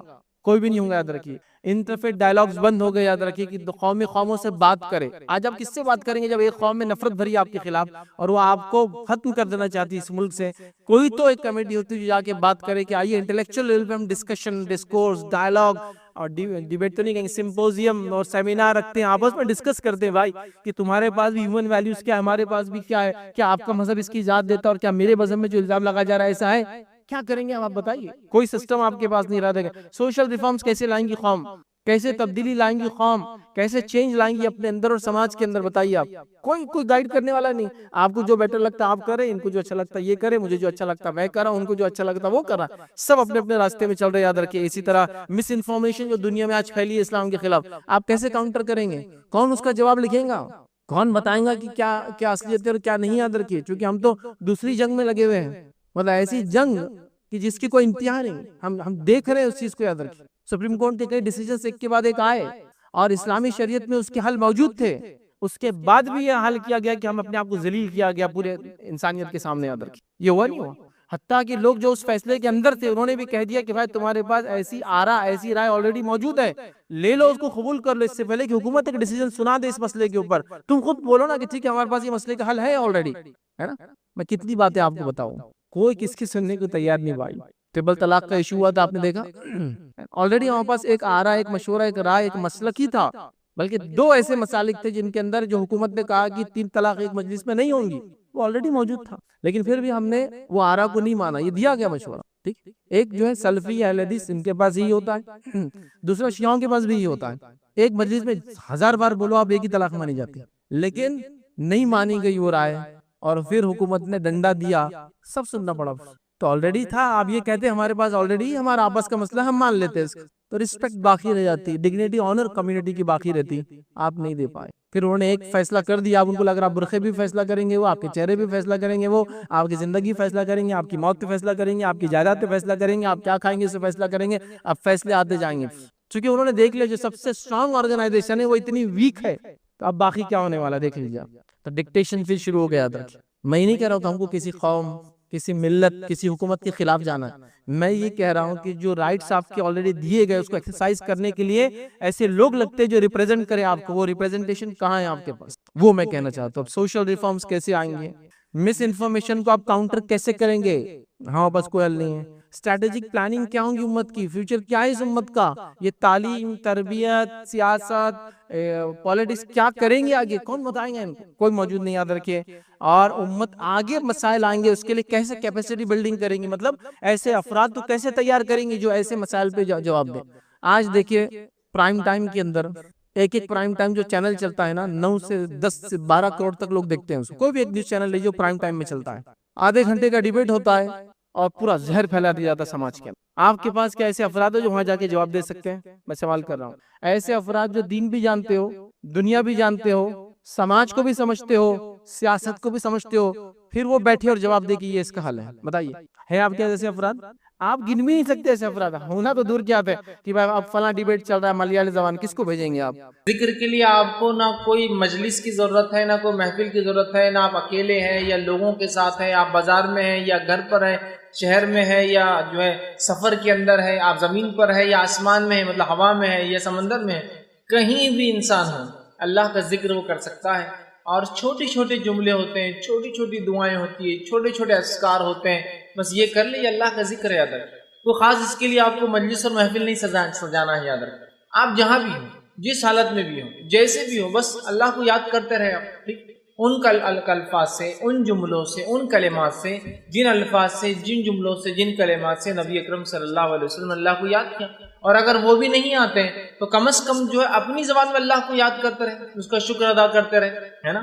لیکن ہم دیکھتے ہیں اللہ کے ذکر کا جہاں معاملہ آتا ہے ہم بہت کوتاہی برتتے ہیں، یاد رکھیں، اتنی کوتاہی برتتے ہیں، اتنی کمزوری برتتے ہیں، اور ایسا لگتا ہے کہ اللہ کا ذکر اتنا بڑا بوجھ ہے، اتنا بڑا روڑا ہے، اتنی بڑی اڑچن ہے، اتنی بڑی تکلیف ہے، اور اتنا مخصوص ہے کہ شاید اس کے لیے کوئی عمل کرنا ہوگا۔ حالانکہ اللہ کے ذکر کے لیے آپ کو کسی چیز کی ضرورت نہیں، حتیٰ کہ اللہ کا ذکر اتنا آسان ہے کہ آپ کو اس کے لیے وضو کی ضرورت بھی نہیں ہے۔ انسان بے وضو بھی ہو تو اللہ کا ذکر کر سکتا ہے، اٹھتے اور بیٹھتے، سوتے اور جاگتے، ٹھیک؟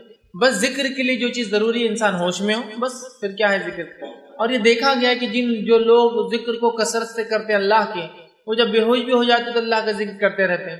مثال کے طور پہ کچھ لوگ اللہ کے ذکر کے الحمدللہ اتنے پابند ہوتے ہیں کہ جب سوتے ہیں نا تو نیند میں بھی اللہ کا ذکر کرتے ہیں۔ آپ دیکھیں کروٹ بدلتے ہیں، اللہ کا ذکر کرتے ہیں نیند میں، اور وہ اس وجہ سے ہوتا ہے کہ جب وہ بیداری میں ہوتے ہیں، جاگتے ہوئے ہوتے ہیں، تب اللہ کو کثرت سے یاد کرتے ہیں، تو جب سوتے ہیں تو بھی انکانشیس مائنڈ ان کا اس ذکر کو یاد رکھتا ہے، اور وہاں بھی اللہ کا ذکر۔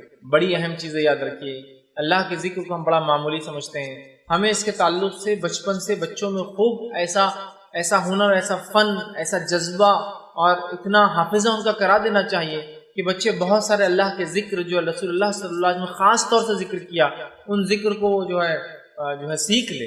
اور اس کے علاوہ بھی اللہ کا ذکر اور بھی چیزیں ہیں، جیسا قرآن کی تلاوت، یہ سب سے افضل ذکر ہے۔ لا الہ الا اللہ کا پڑھنا یہ بھی افضل ذکر ہے، ٹھیک ہے۔ اسی طرح ان دعاؤں کا پڑھنا جو آپ صلی اللہ علیہ وسلم پڑھی، یہ بھی ذکر ہے۔ اللہ کو یاد کرنا، اس کی حمد و ثنا پاکی بیان کرنا، یہ بھی اللہ کا ذکر ہے۔ تو ذکر ایک بڑا موضوع ہے۔ تو ذکر الہی کی اہمیت اور فضیلت، یا جس کو دوسری زبان میں اللہ کے ذکر کی اہمیت اور فضیلت، آج کچھ باتیں اس کے تعلق سے آپ کے سامنے جو ہے رکھنے کی میں جو کوشش کروں گا۔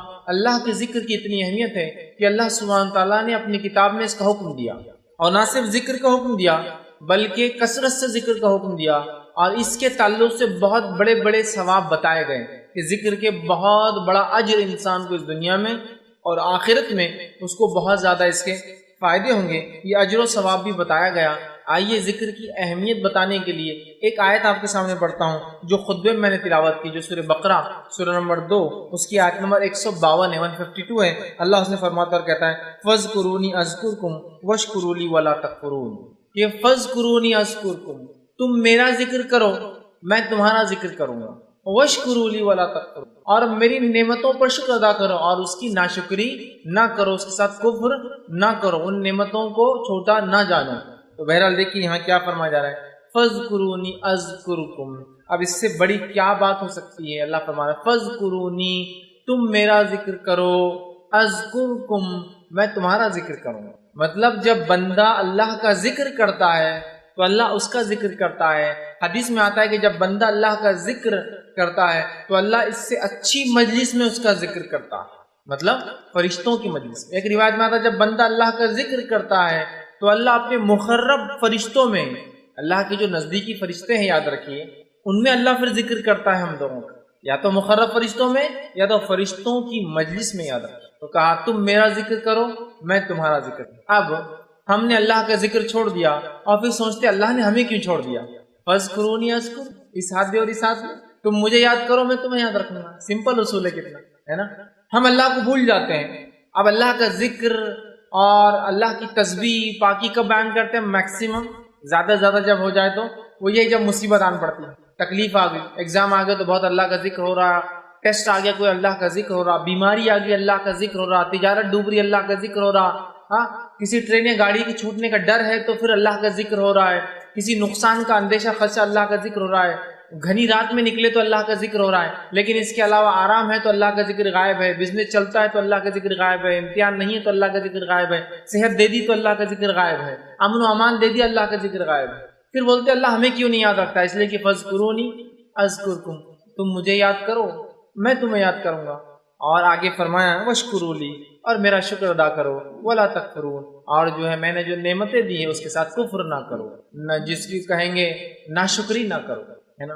تو ہم اللہ کے ذکر کو مخصوص کرتے ہیں، پھر کہتے ہیں اللہ ہمیں کیوں نہیں یاد رکھتا ہے۔ اصول بہت آسان ہے، یہ آیت بتا رہی ہے فاذکرونی اذکرکم، بس یہ اصول کو یاد رکھ لیجئے۔ ہم اللہ کو یاد کریں گے، اللہ ہمیں یاد رکھیں گے۔ اور کیسے یاد رکھیں گا؟ ابھی انشاءاللہ عزیز میں احادیث کے ذریعے بہت ساری باتیں آپ کے سامنے رکھوں گا کہ کیسے اللہ یاد کرتا ہے، کیسے اللہ یاد رکھتا ہے، کہاں اللہ یاد کرتا ہے ہمیں۔ تو اللہ کے ذکر کو معمولی مت سمجھ، ایسا ہوتا ہے کچھ لوگوں نے اللہ کے ذکر کو مذاق بنا دیا، میں جانتا ہوں۔ ان لوگوں کی وجہ سے ہم حقیقت میں اللہ کا ذکر نہ بھول جائے، جیسا کہ کچھ لوگ اللہ کا ذکر سے مراد ہے نماز، روزہ، زکوٰۃ سب چھوڑ دیتے ہیں، جنگلوں میں جا کے بس اللہ بس چلاتے رہ رہے، گھوم رہے، ناچ رہے ہیں اور پتہ نہیں کیا کیا کر رہے ہیں۔ تو ان کو دیکھ کر ہمیں لگتا ہے یار اللہ کا ذکر بولتے کچھ تو بھی خاص چیز نہیں ہے، طریقہ نہیں ہے۔ اللہ کا ذکر بڑی اہم چیز ہے، یاد رکھیں۔ یہ الگ بات ہے کچھ لوگوں نے اس کو غلط ریپرزینٹ کیا، لیکن اس کی وجہ سے اللہ کے ذکر کی اہمیت میں کمی نہیں آتی ہے۔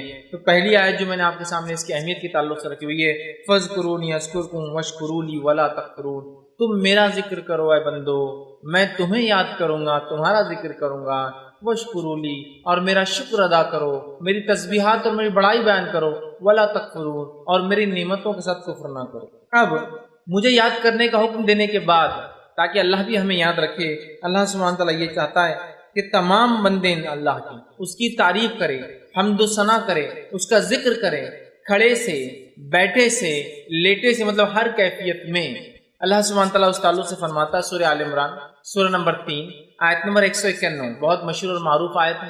اللہ کے رسول صلی اللہ علیہ وسلم جب رات میں اٹھتے ہیں تو رات میں اٹھنے کے بعد سورہ بقرہ کی آخری 10 آیتیں آسمان کی طرف دیکھ کر تلاوت بھی کرتے تھے، 190 سے لے کر 200۔ 191 میں اللہ سبحانہ تعالیٰ فرماتا ہے، اس آیت میں دیکھیے کیا فرماتا ہے، الذین یذکرون اللہ قیاما وقعودا وعلی جنوبہم، مومنوں کی صفت یہ ہے، یہ اللہ چاہتا ہی ہے کہ مومن ایسا کرے، اور یہ مومنوں کی صفت بھی ہے، اس لیے اس کو بیان کیا گیا الذین یذکرون اللہ قیاما، کہ مومنوں کی صفت یہ ہے، نیک انسانوں کی صفت یہ ہے کہ اللہ کا ذکر کرتے ہیں کھڑے سے۔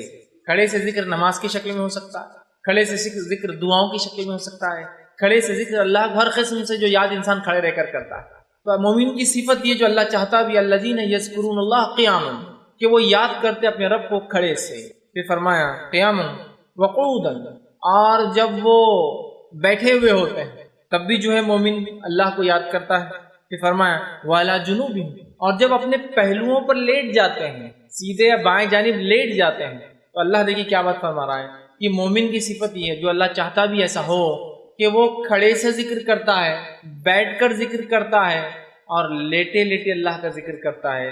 اب یہ 3 کیفیت کے علاوہ چوتھی کیفیت کیا ہے بتائیے انسان کی زندگی میں؟ یا تو کھڑا ہوتا ہے، یا تو آپ لوگ جیسا میں کھڑا ہوں، آپ لوگ بیٹھے ہیں درس سنتے ہیں، یا تو کوئی لیٹا ہے جو بیمار انسان ہوگا، ٹھیک، یہی ہوں گی 3 کیفیت، یا جو معذور ہوگا وہ لیٹ جائیں گے۔ یہ 3 کیفیت میں انسان رہتا ہے، فزیکل اس کا پوسچر جس کو کہیں گے، ان میں بھی مومن اللہ کو یاد کرتے ہیں۔ کھڑے سے نماز میں ہو سکتا ہے، کھڑے سے ہر جگہ جہاں آپ کھڑے اور خالی ہے وہ بھی مانا ہو سکتا ہے کہ میں کھڑا ہوں انتظار کر رہا ہوں اللہ کا ذکر چالو ہے، میں جو ہے بیٹھا ہوں انتظار کر رہا ہوں اللہ کا ذکر چالو ہے۔ بیٹھنے میں یہ بھی مراد ہے کہ نماز کھڑے رہ کے نہ پڑھ سکے تو بیٹھ کر پڑھتے ہیں، یا بیٹھ کر تلاوت قرآن آپ کریں تو بیٹھ کر اللہ کا ذکر ہوا، کسی کے انتظار میں اب اللہ کا ذکر ہوا، ٹھیک ہے۔ لیٹ کر مطلب بیمار ہے، چل نہیں سکتے، لیٹے ہوئے، یا پھر اچھی صحت ہے لیکن اب سونے کا وقت ہے تب بھی اللہ کا ذکر کرتے ہیں، یہ معنی ہے۔ اور اس کی تفسیر میں ابن عباس رضی اللہ عنہ فرماتے اور کہتے ہیں، یعنی بندہ جو رات اور دن میں سمندر میں ہو یا جو ہے زمین پر ہو، سفر میں ہو یا جو ہے اپنے شہر میں ہو، غربت میں ہو یا مالداری میں ہو، بیماری میں ہو یا صحت مندی میں ہو، تنہائی میں ہو یا مجلس میں ہو، ہر حال میں اللہ کا ذکر کرتا ہے۔ اور یہی معنی تو ہے شاید، مطلب انسان سفر میں ہے، شہر میں ہے، زمین میں ہے، آسمان میں ہے، سمندر کے اندر ہے، ٹھیک ہے، مجلس میں ہے، انفرادی طور سے بیٹھا ہے، ٹھیک ہے، ہر حال میں، مالداری میں ہے، غربت میں ہے، تنگ دستی میں ہے، پریشانی میں ہے یا فراوانی میں ہے، اچھا معاملہ ہے یا برا معاملہ ہو، ہر حالت میں مومن بندے کی صفت یہ ہے، مومن اللہ کا ذکر کرتا ہے۔ اور اس کی صفت بیان کی الذین یذکرون اللہ قیاما وقعودا وعلی جنوبہم، اللہ کا ذکر کرتے ہیں کھڑے سے، بیٹھ کر اور اپنے پہلوؤں پر جب لیٹے ہوئے ہوتے ہیں، مطلب ہر کیفیت میں، ہر حال میں، اور فزیکلی یہی 3 پوزیشن ایک انسان لے سکتا ہے، کھڑا ہے، بیٹھا ہے یا لیٹا ہوا ہے، ٹھیک؟ تو ہر حال میں یاد رکھیں اللہ کا ذکر۔ اس لیے میں نے شروع میں کہ اللہ کے ذکر کو تو اتنا آسان ہے، کہیں بھی کبھی بھی ہو سکتا ہے، کوئی خاص موقع، کوئی خاص محل، کوئی خاص جگہ، کوئی خاص کچھ بھی نہیں چاہیے، آپ چاہیے اور ایک زبان چاہیے جو اللہ کو یاد کرتے ہیں، بس اتنا ہی چاہیے۔ ہم کوشش کریں بکثرت اللہ کا ذکر کریں۔ اسی طرح جو ہے مومن بندے کو اللہ نہ صرف ذکر کا حکم دیتا ہے ہر حال میں، بلکہ کثرت سے ذکر کا حکم اللہ نے قرآن میں دیا۔ اللہ سبحانہ تعالیٰ قرآن میں فرماتا ہے، سورہ احزاب سورہ نمبر 33 کے آیت نمبر 41 اور 42 میں 41 42 میں اللہ فرماتا اور کہتا ہے، یا ایھا الذین آمنوا اذکروا اللہ ذکرا کثیرا۔ کیا فرمایا؟ یا ایھا الذین آمنوا اذکروا اللہ ذکرا کثیرا، اے وہ لوگوں جو ایمان لائے ہو، اللہ کا ذکر کرو کثرت کے ساتھ۔ کیسا ذکر کرو؟ ذکرن کثیرا، بہت زیادہ، جتنا ہو سکتا ہے اتنا ذکر کرو، تمہاری زبان کبھی ذکر سے نہ تھکے۔ آگے فرمایا وَسَبِّحُوا بُكْرَةً وَأَصِيلًا، اور اس کی تسبیح بیان کرو، اس کی پاکی بیان کرو صبح اور شام۔ دیکھیے کثرت سے ذکر کے بعد پھر تسبیح کا تذکرہ پھر آ گیا، پاکی بیان کرنے کا، مطلب پاکیزگی بیان کرو، وَسَبِّحُوا، اس کی پاکی بیان کرو، ہے نا، سبحان اللہ، یہ اس کی پاکی بیان کرنا، اللہ اس کی پاکی بیان کرو کہ اللہ پاک ہے ہر نقص سے، ٹھیک؟ کب؟ صبح اور شام۔ تو یہاں دیکھیے اس آیت میں پہلے تو آیت فرما رہی یا ایھا الذین آمنوا، ایمان والوں کا تذکرہ ہے، ٹھیک؟ مطلب ایمان والا یہ کام کرتا ہے، یا ایھا الذین آمنوا اذکروا اللہ ذکرا کثیرا، اے وہ لوگوں جو ایمان لائے ہو کثرت سے اللہ کا ذکر کرو، یسبحوا بکرۃ واسیلا، اور تسبیح بیان کرو، پاکی بیان کرو اس کی صبح اور شام۔ تو یہ آیت نہ صرف ذکر کا حکم دے رہی ہے، کثرت سے ذکر۔ تو مومن اللہ کا ذکر کرتا ہے کیونکہ اس کا رب اسے یاد کرتا ہے۔ مومن کھڑے سے، بیٹھے سے، لیٹے سے اللہ کا ذکر کرتا ہے، اور کتنا کرتا ہے؟ کثرت سے کرتا ہے، کثرت سے، اور اس کی پاکی بیان کرتا ہے، سبحان اللہ، مطلب اس کی پاکی بیان کرتا ہے، اللہ پاک ہے، اس کی حمد و ثنا کرتا ہے نا۔ تو کثرت سے اللہ چاہتا ہے مومن بندہ اللہ کا جو ہے ذکر کرے۔ اسی طرح جو ہے اللہ رب العزت ایک دوسرے مقام پہ سورہ آل عمران سورہ نمبر 3 اس کے اندر 41 میں فرماتا اور کہتا ہے وَاذْكُرْ رَبَّكَ كَثِيرًا وَسَبِّحْ بِالْعَشِيِّ وَالْإِبْكَارِ۔ اللہ کے رسول صلی اللہ علیہ وسلم کو حکم آ رہا اور کہا جا رہا ہے وَاذْكُرْ رَبَّكَ، اے نبی آپ ذکر کیجئے اللہ کا، مطلب ذکر یہ حکم عام ہے، ویسے اللہ فرما رہا ہے اپنے پروردگار کا کثرت سے ذکر کرو، اور فرمایا صبح اور شام اس کی تسبیح بیان کرو۔ کثرت سے ذکر کرو اور صبح اور شام اس کی تسبیح مطلب پاکی بیان کرو۔ سمجھ رہے آپ؟ تو یہاں بھی دیکھیے یہ آیت کہہ رہی ہے کہ کثرت سے ہم اللہ کا ذکر کریں، اور یہ جو یاد رکھیے ہم سے جو ہے مطلوب ہے۔ ایک حدیث قدسی آتی ہے جو کہ صحیح بخاری کی روایت ہے، اس میں دیکھیے اللہ کے رسول فرماتے اور کہتے ہیں، اللہ تعالیٰ فرماتا ہے، حدیث قدسی وہ حدیث ہوتی ہے جس میں اللہ کے رسول اللہ سے روایت کرتے ہیں۔ آپ نے فرما کہا کہ اللہ تعالیٰ فرماتا ہے میں اپنے بندے کے ساتھ ہوتا ہوں جب وہ مجھے یاد کرتا ہے، میں اپنے بندے کے ساتھ رہتا ہوں کب؟ جب وہ مجھے یاد کرتا ہے۔ تو ہم میں سے ایسا کون ہے جو نہیں چاہتا میرا رب میرے ساتھ رہے ہر بار، اس کی مدد، اس کی نصرت میرے ساتھ رہے؟ کون سا انسان ہے؟ یا میں اس کی ہدایت سے کبھی ایک لمحے کے لیے بھی الگ نہ رہوں؟ ایسا کون سا مومن ہے جو نہیں چاہتا؟ ہم سب چاہتے ہیں نا۔ تو پھر کثرت سے ذکر کیجئے، اللہ ہمارے ساتھ ہوتا ہے، اس کی نصرت ساتھ ہوتی ہے، اس کی مدد ساتھ ہوتی ہے، اور ساتھ میں جو ہے ہمیں بہت سارے فوائد بھی ملتے ہیں۔ تو یہاں دیکھیے اللہ کے رسول کیا فرما رہے ہیں، اللہ فرماتا ہے کہ میں اپنے بندے کے ساتھ ہوتا ہوں جب وہ مجھے یاد کرتا ہے، اور اس کے دونوں ہونٹ میرے نام کے ساتھ ملتے ہیں۔ مطلب اللہ کا ذکر کرتا ہے اور اس کے دونوں ہونٹ نام سے ملتے ہیں۔ اس سے ایک بات اور پتہ چلتی ہے کہ ذکر جب انسان کرے گا تو ہونٹ ہلنا چاہیے۔ یہ الگ بات ہے کہ انسان کو موقع نہ ملے تو دل میں بھی ذکر کر سکتا ہے، اللہ اس ذکر کو بھی قبول کرتا ہے، چونکہ آگے ایک انشاءاللہ حدیث آئیں گی کہ جب بندہ مجھے دل میں یاد کرتا ہے تو میں بھی اس سے اپنے جو ہے یا اس کو جو اندر یاد کرتا ہوں۔ سمجھ رہا ہے؟ وہ بھی تذکرہ، لیکن ہونٹ بھی ہلا سکتے ہیں آپ ذکر کے اندر، اس لیے کہ یہاں کہا گیا اس کے ہونٹ ملتے ہیں ذکر کی وجہ سے۔ ہمیں چاہیے کہ ہم اللہ کا ذکر کریں، نہ صرف ذکر کریں، کثرت سے ذکر، اپنی زبان کو اس میں بھگا دیں۔ نبی اکرم صلی اللہ علیہ وسلم دعا کیا کرتے تھے کہ اللہ مجھے ایک ایسی زبان دے جو کثرت سے ذکر کرے۔ سمجھ رہے آپ؟ ہم بھی کوشش کریں ذکر کریں۔ اسی طرح مسند احمد کی روایت ہے، آپ صلی اللہ علیہ وسلم فرماتے اور کہتے ہیں ذکر کی فضیلت دیکھیے کیا ہے، حدیث کو دیکھیے بغور سنیے آپ، کیا اللہ کے رسول فرماتا ہے، ذکر کی اہمیت سنیے آپ۔ آپ فرماتے اور کہتے ہیں یہ مسند احمد کی روایت ہے۔ اللہ کے عذاب سے بچانے کے لیے انسان کے پاس ذکر الہی سے بڑھ کر کوئی عمل نہیں ہے۔ اللہ کے عذاب سے بچانے کے لیے ذکر الہی سے بڑھ کر کوئی عمل انسان کے پاس نہیں ہے۔ اللہ سے اپنے آپ کو جہنم سے، اس کے غصے سے، اس کے غضب سے بچانے کے لیے ہمارے پاس اللہ کے ذکر کے علاوہ کوئی ہتھیار نہیں ہے، اللہ کے ذکر کے علاوہ کوئی طریقہ اور کوئی سولوشن نہیں ہے۔ آپ فرماتے ہیں اللہ کے عذاب سے بچانے کے لیے انسان کے پاس ذکر الہی سے بڑھ کر کوئی عمل نہیں ہے۔ پھر فرماتے ہیں صحابہ نے عرض کیا کہ اللہ کے رسول صلی اللہ علیہ وسلم کیا جہاد فی سبیل اللہ بھی نہیں ہے؟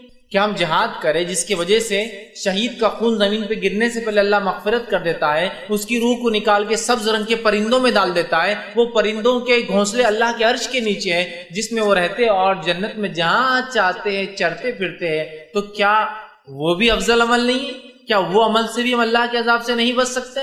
تو آپ صلی اللہ علیہ وسلم کیا فرماتے ہیں؟ سنیے، آپ نے فرمایا سبیل اللہ بھی نہیں کہ اللہ کی راہ میں جہاد بھی نہیں، آپ نے فرمایا جہاد فی سبیل اللہ بھی نہیں۔ اللہ کے ذکر سے انسان عذاب سے جیسے بچ سکتا ہے، جہاد فی سبیل اللہ بھی نہیں بچا سکتا ہے وہ عمل بھی۔ پھر آگے فرمایا جہاد فی سبیل اللہ بھی نہیں، اللہ یہ کہ تم جہاد کرو اور دشمن سے لڑو یہاں تک کہ وہ تمہیں مارے اور تمہاری تلوار ٹوٹ جائے، پھر تم اس سے لڑو، وہ تمہیں مارے اور وہ تمہیں مارے، پھر تمہاری تلوار ٹوٹ جائے، پھر تم اس سے لڑو، وہ تمہیں مارے اور تم اس سے مارو، پھر تلوار ٹوٹ جاتا۔ 3 بار اگر جہاد میں کسی کی تلوار ٹوٹتی ہے تو اللہ کی غضب سے بچ سکتا ہے، لیکن ذکر الہی کی فضیلت یہ جو اسے کرتا ہے اللہ کی غضب سے بچ جاتا ہے۔ کیا فرمایا آپ نے؟ دیکھیے کہ مارو یہاں تک کہ تلوار ٹوٹ جائے، پھر مارو پھر تلوار ٹوٹ جائے، پھر مارو پھر تلوار ٹوٹ جائے۔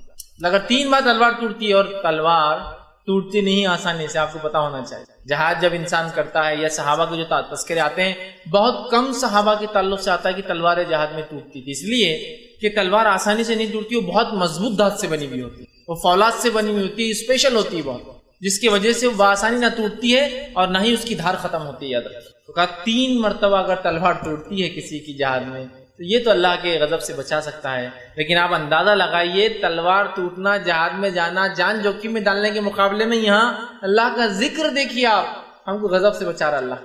اس سے جہاد کی اہمیت کم نہیں ہو رہی۔ اللہ کے رسول صرف ایگزامپل دے کر بتا رہے اہمیت کو، اور آپ سمجھیں گے اب جہاد کی ضرورت نہیں، میں ذکر کی مجلس سے لگا کے بیٹھ جاتا ہوں۔ نہیں، وہ ایک الگ عمل ہے، یہ الگ، صرف بتانے کے لیے، کمپیئر کرنے کے لیے کہ جیسا ہم جس حالت میں، یہاں ایسی کوئی ضرورت نہیں ہم کو لڑائی کی، ہے نا، تو یہاں آپ یہ تو کر سکتے ذکر الہی کر کے اپنے آپ کو جہنم کی آنکھ سے ہم بچا سکتے ہیں۔ تو یہ دیکھ لیں کتنی اہم بات ہے۔ اسی طرح جامع ترمذی کی روایت ہے جس میں ذکر کی فضیلت بیان کی جاتی ہے، اور اللہ کے رسول صلی اللہ علیہ وسلم نے فرمایا اور کہا، یہ جامع ترمذی کی روایت، آپ نے فرمایا اور کہا، جب تم میں سے کسی کا جنت کی کیاریوں میں سے گزر ہو تو وہاں چر لیا کرے۔ جب تم میں سے کسی کا جنت کے کیاریوں میں سے گزر ہو تو کچھ چر لیا کرو، جیسا ہم کہتے ہیں نا جانور کو کہیں سے لے جاؤ باغ میں سے تو چرا لیا کرو۔ صحابہ نے پوچھا اللہ کے رسول جنت کی کیریاں کیا رہتی جہاں ہم جا کے چر لیا کرے، مطلب کچھ کھا لے، کچھ فائدہ اٹھا لے؟ تو آپ صلی اللہ علیہ وسلم نے فرمایا ذکر کی مجلس سے گزرو تو تھوڑا ذکر کر لیا کرو، اس لیے کہ وہ جنت کی کیریاں ہیں۔ اب ذکر کی مجلس بولے تو کیا ہے؟ اس کے لیے کوئی مجلس بنا، ابھی ہم جو بیٹھے اور جو کام کر رہے ہیں کیا ہے؟ ذکر کی مجلس۔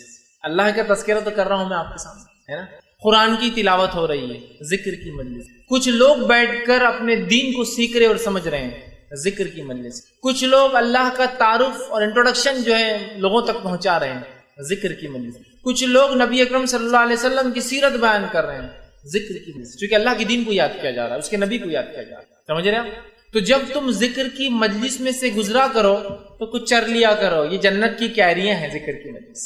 مطلب کوئی انسان ہے، کوئی درس قرآن ہو رہا ہے، گزرتا جائے تو ضرور بیٹھے اس میں اور کچھ نہ کچھ بات سنتے ہوئے نکلے وہاں سے، کیونکہ یہ جو ہے ذکر کی مجلسیں ہیں، ٹھیک ہے، یہ جنت کی کیاریاں ہیں۔ اسی طرح جو ہے نبی اکرم صلی اللہ علیہ وسلم فرماتے ہیں، سنن ابن ماجہ کی روایت ہے، اور اس حدیث کے اندر جو بات اور جو اہمیت ذکر کو دی گئی ہے وہ اتنی زبردست ہے، اگر اس کو ہم سمجھ لیں اور اس کے مطابق ہم عمل کرنا شروع کر دیں تو بہت ہم فائدہ اٹھائیں گے۔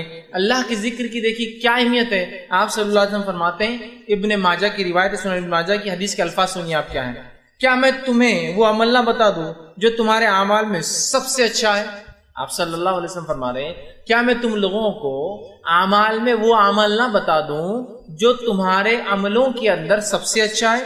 اس کے بعد جو ہے آپ صلی اللہ علیہ وسلم فرمایا اور کہا، تمہارے مالک حقیقی کے نزدیک سب سے عمدہ اللہ کے نزدیک سب سے عمدہ وہ شخص وہ عمل ہے، تمہارے درجات میں سب سے اعلیٰ وہ جو عرفہ وہ ہے، اور تمہارے لیے سونے اور چاندی سے بھی وہ چیز خیر ہے۔ مطلب پہلے تو آپ نے فرمایا کیا میں تمہیں سب سے اچھا عمل نہ بتا دوں، پھر آپ فرما رہے ہیں تمہارے مالک حقیقی کے نزدیک وہ سب سے عمدہ عمل ہے، سب سے اچھا ہے، اللہ کے نزدیک سب سے عمدہ ہے، تمہارے درجات کو سب سے زیادہ بلند کرتا ہے اگر وہ کام کرو تو۔ پھر فرماتے تمہارے لیے سونے اور چاندی سے افضل ہے جس کو انسان جمع کرتا ہے، اور اس بات سے بھی بہتر ہے کہ دشمنوں سے تمہاری مدبھیڑ ہو جائے، تم انہیں مارو اور وہ تمہیں مارو۔ پوچھا گیا وہ کون سا عمل ہے تو آپ نے فرمایا، رسول نے فرمایا وہ بہترین عمل کیا ہے؟ جب پوچھا گیا تو آپ نے فرمایا اللہ کا ذکر۔ کیا فرمایا؟ ذکر اللہ کا ذکر۔ اللہ کا ذکر سب سے افضل عمل ہے، سب سے اعلیٰ عمل ہے، سب سے زیادہ درجے بلند ہوتے ہیں، جہاد سے بھی بہتر ہے، اور سونا اور چاندی جس کو جمع کرنے کے لیے ہم سب کچھ دنیا میں کرتے ہیں، یہ قیامت میں اس سے بہتر ثابت ہوں گا۔ سمجھے آپ بات؟ کتنا اہم اور کتنا افضل عمل ہے اللہ کا ذکر، جس کو ہم بہت معمولی سمجھتے ہیں، اور اللہ کے ذکر کو اگر تھوڑا بہت کرتے بھی تو اتنا معمولی ہے، اتنا ہلکا، اسی کو انتہا بودا۔ کسی سے ملاقات کرو تو سلام کرو، کیا جاتا ہے اس کے اندر؟ مجھے بتائیے چند جملے، السلام علیکم، وہ ذکر تک نہیں ہو رہا تو باقی کیا ذکر سیکھیں گے اور کیا سکھائیں گے باقی؟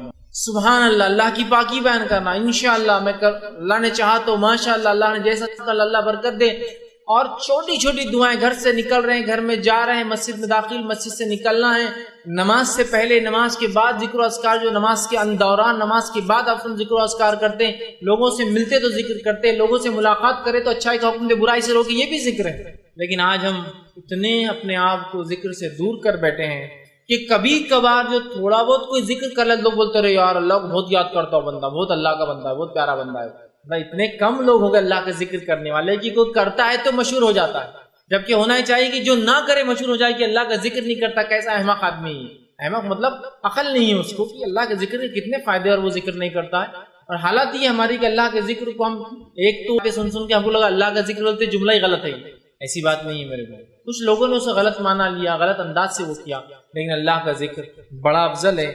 یہ حدیث دیکھیے کتنی باتیں بتا رہی ہے، سب سے اعلیٰ ہے، سب سے افضل ہے، سونے چاندی سے بہتر ہے، اللہ معاف کرتا ہے، اس کا غضب کم ہوتا ہے، اور ہم اللہ سے نزدیک ہوتے ہیں، اللہ ہمیں یاد کرتا ہے۔ اتنی ساری باتیں ہم اب تک دیکھتے ہوئے آ گئے کہ ہم جب اس کو یاد کرتے ہیں تو بہرحال اللہ کا ذکر یہ سب سے بہترین عمل ہے۔ ہم کوشش کریں اپنی زبانوں کو اللہ کے ذکر سے تر کر لیں، کچھ نہ ہو خالی ہے تو بھی ذکر چالو رہنے دیں، خالی وقت تو بڑا بہترین موقع ہے۔ اور کچھ اذکار کو جو احادیث کے اندر آتے ہیں ان کو خاص طور سے جاتے ہیں، ان کے فضائل بیان کی، کچھ تو قرآنی آیتیں ہیں جن کے فضائل بیان کیے گئے کہ اگر ذکر کے طور پہ کیا تو فائدہ ہے، اور کچھ اذکار سے ہٹ کر دعائیں ہیں۔ انشاءاللہ اس میں سے چند وقت نہیں ہے، ایک دو رکھوں گا بھی انشاءاللہ، تاکہ اس کو ہم اپنی زندگی میں اپنائیں اور اس کو ہمیشہ کرنے کی ہم کوشش کریں۔ آئیے ایک اور حدیث قدسی آتی ہے اللہ کے ذکر کے فائدے میں، فضائل میں، اہمیت میں، وہ صحیح بخاری کی روایت ہے۔ نبی اکرم صلی اللہ علیہ وسلم نے فرمایا اور کہا، اللہ تعالیٰ فرماتا ہے میرا بندہ میرے بارے میں جیسا خیال رکھتا ہے میں اس کے مطابق ہوا کرتا ہوں، میرا بندہ میرے بارے میں جیسا گمان کرتا ہے میں اس کے مطابق ہوا کرتا ہوں۔ تو اسی لیے اللہ سے کیسا گمان رکھنا چاہیے ہمیشہ؟ بہت سے لوگ اللہ سے بدگمانی کرتے ہیں، سب کچھ کرنے کے بعد بھی اب شاید یار میں تو ناکامی رہوں گا، تو پھر اللہ بھی گمان کے ساتھ ہو جاتا ہے۔ اچھا گمان رکھے، لیکن اچھے گمان کے ساتھ کوششیں بھی چاہیے، ورنہ کچھ نہیں کر کے اللہ سے اچھا گمان کی تنخواہ بڑھ جائیں گی اور کام کچھ بھی نہیں کرتے آپ آفس میں، اللہ سے اچھا گمان کی تجارت بڑھ جائیں گی اور آج تک دکان ہی نہیں کھولے آپ نے، تجارت کیسے بڑھیں گے آپ؟ کوشش کے ساتھ۔ تو فرمایا اللہ فرماتا ہے میرا بندہ میرے بارے میں جیسا گمان کرتا ہوں میں اس کے ساتھ ویسی اس کے مطابق ہوتا ہوں۔ پھر فرمایا اور جب وہ میرا ذکر کرتا ہے تو میں اس کے ساتھ ہوتا ہوں۔ دیکھیے ذکر کے فضائل، جب وہ میرا ذکر کرتا ہے میں اس کے ساتھ ہوتا ہوں۔ آپ جو شخص اللہ کا ذکر کرتا ہوگا، جس کے ساتھ اس کا رب ہو جائے، اس کو کون دنیا میں چت کر سکتا اور ہرا سکتا؟ تو کہا جب وہ میرا ذکر کرتا ہے میں اس کے ساتھ ہوتا ہوں۔ حدیث قدسی یاد رکھ۔ پھر آگے فرمایا اور کہا ہوتا ہوں اگر وہ مجھے اپنے جی میں یاد کرتا ہے تو میں بھی اس کو اپنے جی میں یاد کرتا ہوں۔ سبحان اللہ، کیا فضائل ذکر کے کہ اگر میں اللہ کو یاد کرتا ہوں تو میرا رب بھی مجھے یاد کرتا ہے۔ دیکھیے ایسا سمجھ لیجئے، آپ سے اگر سمجھے کوئی آ کے کہے کہ آپ کے محلے کے کارپوریٹر صاحب جو کہ پولیٹیکل ہیرارکی میں سب سے نچلا درجہ، یہیں سے پھر شروع ہوتے ہیں اوپر کی ہیرارکی، کارپوریٹرز ہوتے ہیں، میئرس ہوتے ہیں، ایم ایل ایز ہوتے ہیں، ایم پیز ہوتے ہیں نا، اس کے اوپر سب لیول جاتے ہیں۔ پھر ایم ایل ایز میں کچھ منسٹر لیول کے ہوتے ہیں، کچھ سادے ہوتے ہیں، ایم پیز میں سیم ہوتا ہے نا، سمجھ رہے نا؟ تو سمجھ لیجئے کارپوریٹر نے میرا تذکرہ کیا کہیں اور کسی نے آگے کہا بھائی آپ کا تذکرہ کارپوریٹر صاحب کر رہے تھے تو میں اپنے دل میں فخر محسوس کیا، میرا نام کارپوریٹر مطلب لے رہا ہے. کسی نے کہہ دیا آپ کا ذکر تو MLA کی مجلس میں چل رہا تھا لوکل، آپ کہیں گے میری شخصیت، سمجھ رہے نا آپ، انسان اس سے فخر محسوس کرتا. کوئی کہے ارے لوکل آپ کا MP آپ کا تذکرہ کر رہا تھا مجھ سے ملا تو آپ کی عزت کیا ہے. کوئی کہہ رہے پرائم منسٹر آپ کی تذکرہ کر رہا تھا فلاں جگہ بیٹھ کر کہ فلاں آدمی اورنگ آباد میں کہ فلاں، کیسا فخر ہوتا ہے. ان کا اندازہ لگائیے، جب میں اپنے رب کو جی میں یاد کرتا ہوں تو میرا رب بھی مجھے اپنے جی میں یاد کرتا ہے. کتنی بڑی فضیلت ہے، کتنی بڑی فضیلت ہے ذکر کہ اللہ ہمیں یاد کرتا ہے. ہم اس کو خاموشی سے کر رہے ہیں، وہ خاموشی سے ہم کو یاد کرتا ہے. آگے آئیے ذرا آگے بڑھتے ہیں. فرما جی میں یاد کرتا ہے، اور اگر وہ کسی محفل میں میرا تذکرہ کرتا اللہ فرما رہا ہے تو میں اس کا ذکر اس سے اچھی محفل میں کرتا ہوں. اور جب کوئی بندہ اللہ کا تذکرہ مجلس میں کر رہا ہے تو اللہ اس کا تذکرہ اس سے اچھی مجلس، اس سے مراد فرشتوں کی محفل میں تذکرہ کرتا. اب دیکھیے اب کیا کہنا ہے. ایک تو ہے کہ کوئی لوگ منسٹر جو ہے دل میں یاد کرے مجھے، دوسرا یہ ہے میں یہ اللہ کے ساتھ اس مثال کو جوڑ نہیں رہا ہوں، صرف اہمیت کو سمجھانے کے لیے کہہ رہا ہوں، ورنہ اپنی اللہ کے لیے میں منسٹر کی مثال دی نہیں، نعوذ باللہ، اللہ کے لیے نہیں دے رہا ہوں. میں صرف بات کی اہمیت کی یاد کرنے کو ہم کتنا اہم سمجھتے ہیں کہ کوئی دنیا کا آدمی یاد کرے تو ہم فخر محسوس کرتے ہیں. رب یاد کرتا ہے اگر ہم اس کو یاد کرتے ہیں. اور اگر وہ مجلس میں کہے کہ فلاں شخص ایسا ایسا ہے پورے لوگوں میں جو اس کے لائق، اس کے ایبل، اس کے لیول کے لوگ ہو، تو آپ کی اہمیت کتنی بڑھتی ہے. اللہ ہمیں فرشتوں کی مجلس میں یاد. تو جو شخص اللہ کا ذکر گزار بندہ ہے، ذکر کرتا ہے، وہ آسمانوں میں اس کی شہرت ہوتی ہے. دنیا میں شاید اس کو کوئی نہ پہچانے لیکن آسمان میں مشہور ہوتا ہے. آگے سنیے ابھی فرمایا کہ اگر وہ میرا مجلس میں تذکرہ کرتا ہے تو میں اس سے اچھی مجلس میں تذکرہ کرتا ہوں. اگر وہ مجھ سے ایک بالش قریب ہوتا ہے تو میں اس سے ایک ہاتھ قریب ہو جاتا ہوں. اگر وہ میری طرف بڑھتا ہے ایک بالش تو میں ایک ہاتھ اس کی طرف بڑھتا ہوں. پھر فرمایا اگر وہ ایک ہاتھ قریب ہوتا ہے تو میں ایک گز اس سے قریب ہو جاتا ہوں. اگر وہ ایک ہاتھ قریب ہوتا ہے تو ایک گز میں اس سے جو ہے 3.5-4 فٹ سے بڑا ایک گز اس سے قریب ہوتا ہوں. اور فرمایا کہ ایک گز سے قریب ہوتا ہوں. اور اگر وہ میری جانب چل کر آتا ہے تو میں اس کی جانب دوڑ کر جاتا ہوں. کتنے فضائل ہیں، کتنے فوائد ہیں، کتنی اہمیت ہے اللہ کی ذکر. دل میں یاد کرو اللہ یاد کر رہا ہے اپنے محفل میں تذکرہ کرو اللہ کر رہا. تو اب جو چاہتا ہے اللہ اس کو یاد رکھے وہ اللہ کو یاد رکھے، جو چاہتا ہے اس کا تذکرہ اس سے اچھی مجلسوں میں وہ اللہ کا تذکرہ اس مجلسوں میں کرتا رہے، اور جو چاہتا ہے کہ اللہ اس سے قریب ہو تو وہ اللہ سے قریب ہونے کی کوشش کرے. یاد رکھے ورنہ ہم اللہ سے قریب ہونے کی کوشش نہیں کرتے اور دعائیں چالو ہے کہ اللہ ہماری مدد کر فلاں کر. آپ قریب تو ہوئیے اللہ کے، اللہ آپ سے قریب کہ ہم ایک بالش تو اللہ ایک ہاتھ، ہم ایک ہاتھ تو اللہ ایک گز. اور اگر ہم چل کر جاتے رب کی طرف تو ہمارا رب دوڑ کر آتا ہے. اس کی رحمت ایسی ہی یاد رکھیے بندوں کے لیے. لیکن افسوس کی بات ہے ہم بندے اس کا شکر ادا نہیں کرتے. ہم بندے جیسا اس کا حق ہے ذکر کا نہیں کرتے. حالانکہ اللہ تعالیٰ ہمارے ٹوٹے پھوٹے ذکر کو بھی اور اعمال کو بھی قبول کرتا ہے. اس کے لیے کیسے قبول کرتا ہے دیکھیے. آپ صلی اللہ علیہ وسلم فرماتے قیامت تب تک قائم نہ ہوں گی جب تک ایک شخص بھی لا الہ الا اللہ کہنے والا موجود ہے. لا الہ الا اللہ. ایک روایت میں فرمایا قیامت سے پہلے لوگوں کو صرف اتنا پتا ہوگا لا الہ الا اللہ. تو صحابہ نے کہا اللہ کے رسول اس کے علاوہ کچھ نہیں؟ تو کہا نہیں انہیں کچھ بھی یاد نہیں ہوگا. مطلب قیامت سے پہلے لوگوں کو محمد رسول اللہ بھی یاد نہیں ہوگا، نبی اکرم بھول جائیں گے. وہ ایک ایسا زمانہ آنے والا ہے. تو صحابہ نے پوچھا اللہ کے رسول یہ لا الہ الا اللہ کیا فائدہ دے گا پھر ان کو؟ تو کہا یہ ان کے مغفرت کے لیے کافی ہو جائے گا. اتنا سا ذکر لا الہ الا اللہ. مطلب قیامت سے پہلے لوگ کلمہ بھول جائیں گے، محمد رسول اللہ بھی نہیں پتا ہوگا، لیکن خالی لا الہ الا اللہ پڑھنا بھی ان کے لیے مغفرت کا ذریعہ بنے. اور آپ صلی اللہ علیہ وسلم نے حدیث فرمایا افضل الذکر لا الہ الا اللہ وافضل الدعاء الحمدللہ. سب سے افضل ذکر کیا ہے پتا ہے آپ کو؟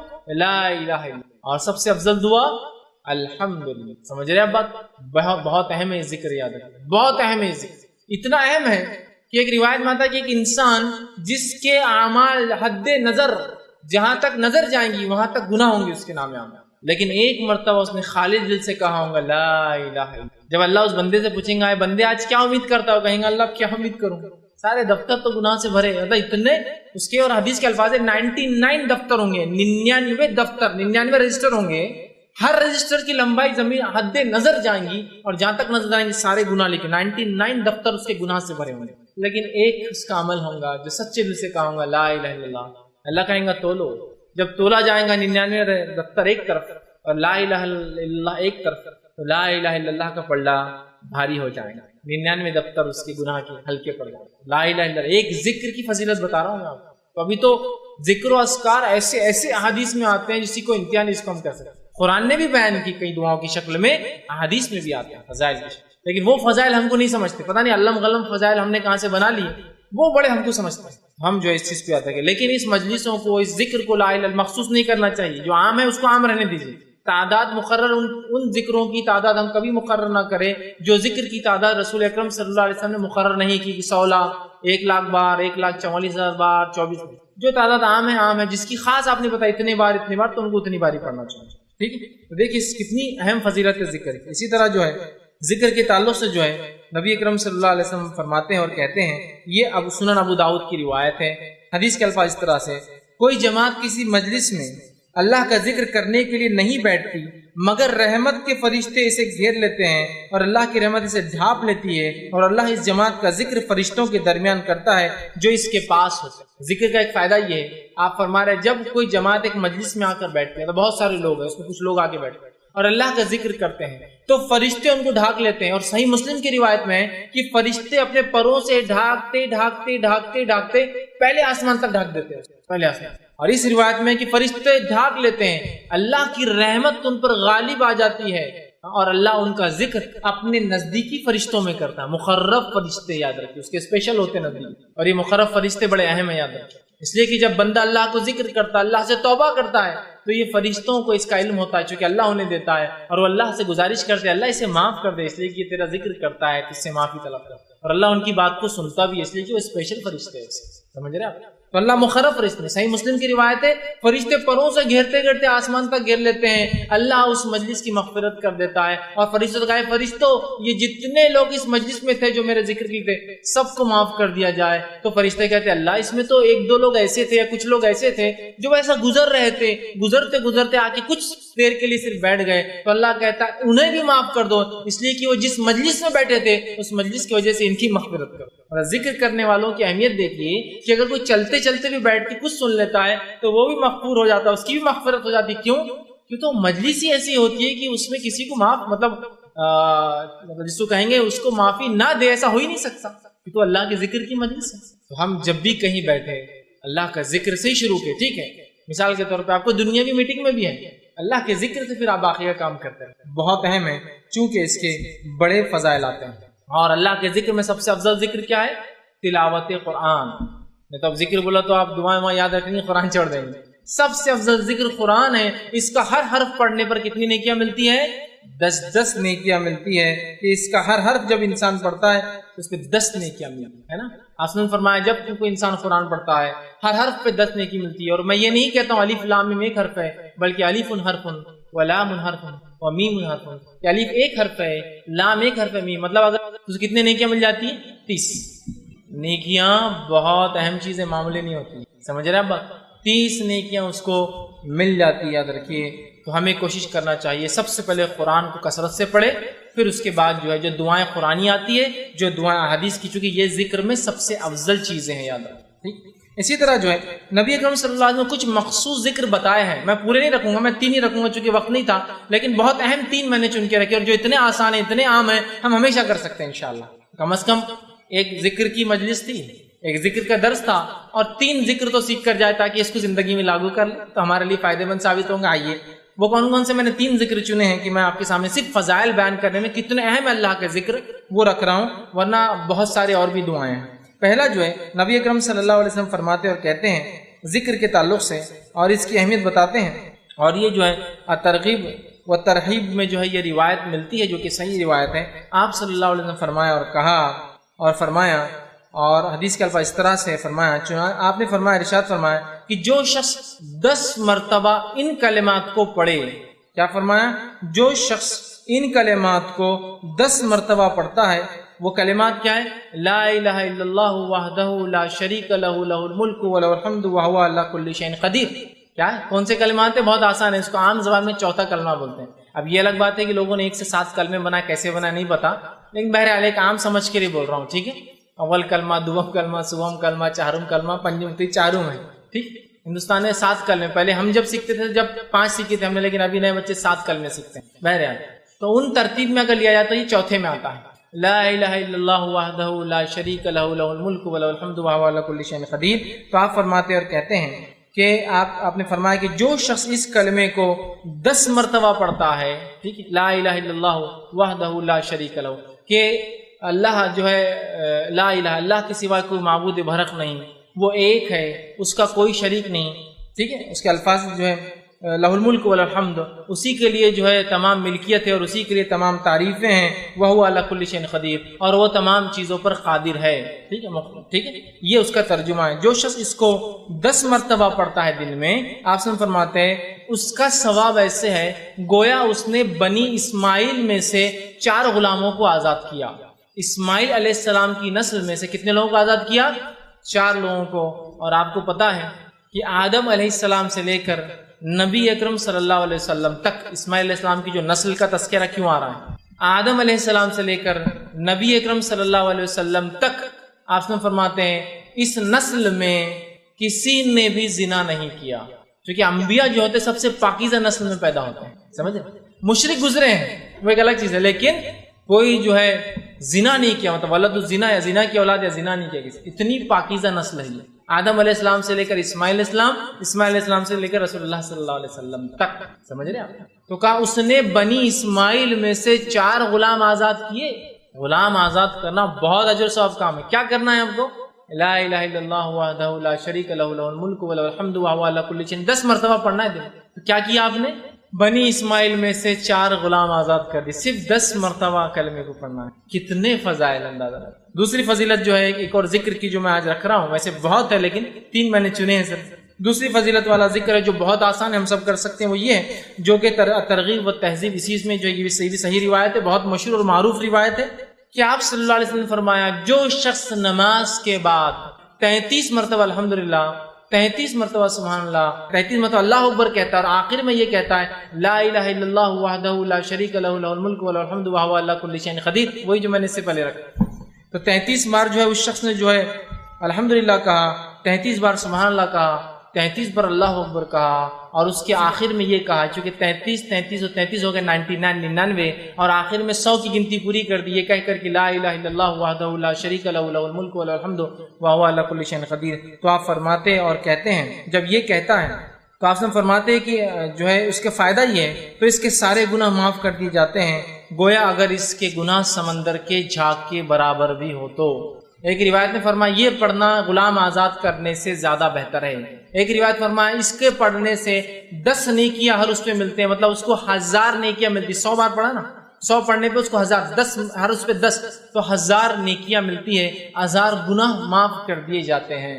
یہ فضائل اتنا آسان ہے نا کہ سارے گناہ حتیٰ کہ سمندر کے جھاگ کے برابر گناہ ہو کتنے کثرت سے سب معاف کر دیا جاتے، صرف ہر نماز کے بعد 33 مرتبہ 33 مرتبہ 33 مرتبہ الحمدللہ سبحان اللہ الحمدللہ اور اللہ اکبر کہہ دے، اس کے سارے گناہ معاف۔ اور یہ گناہ صغیرہ ہوتے ہیں، یاد کبیرہ کے لیے توبہ ضروری ہوتی۔ کتنے فضائل ہیں۔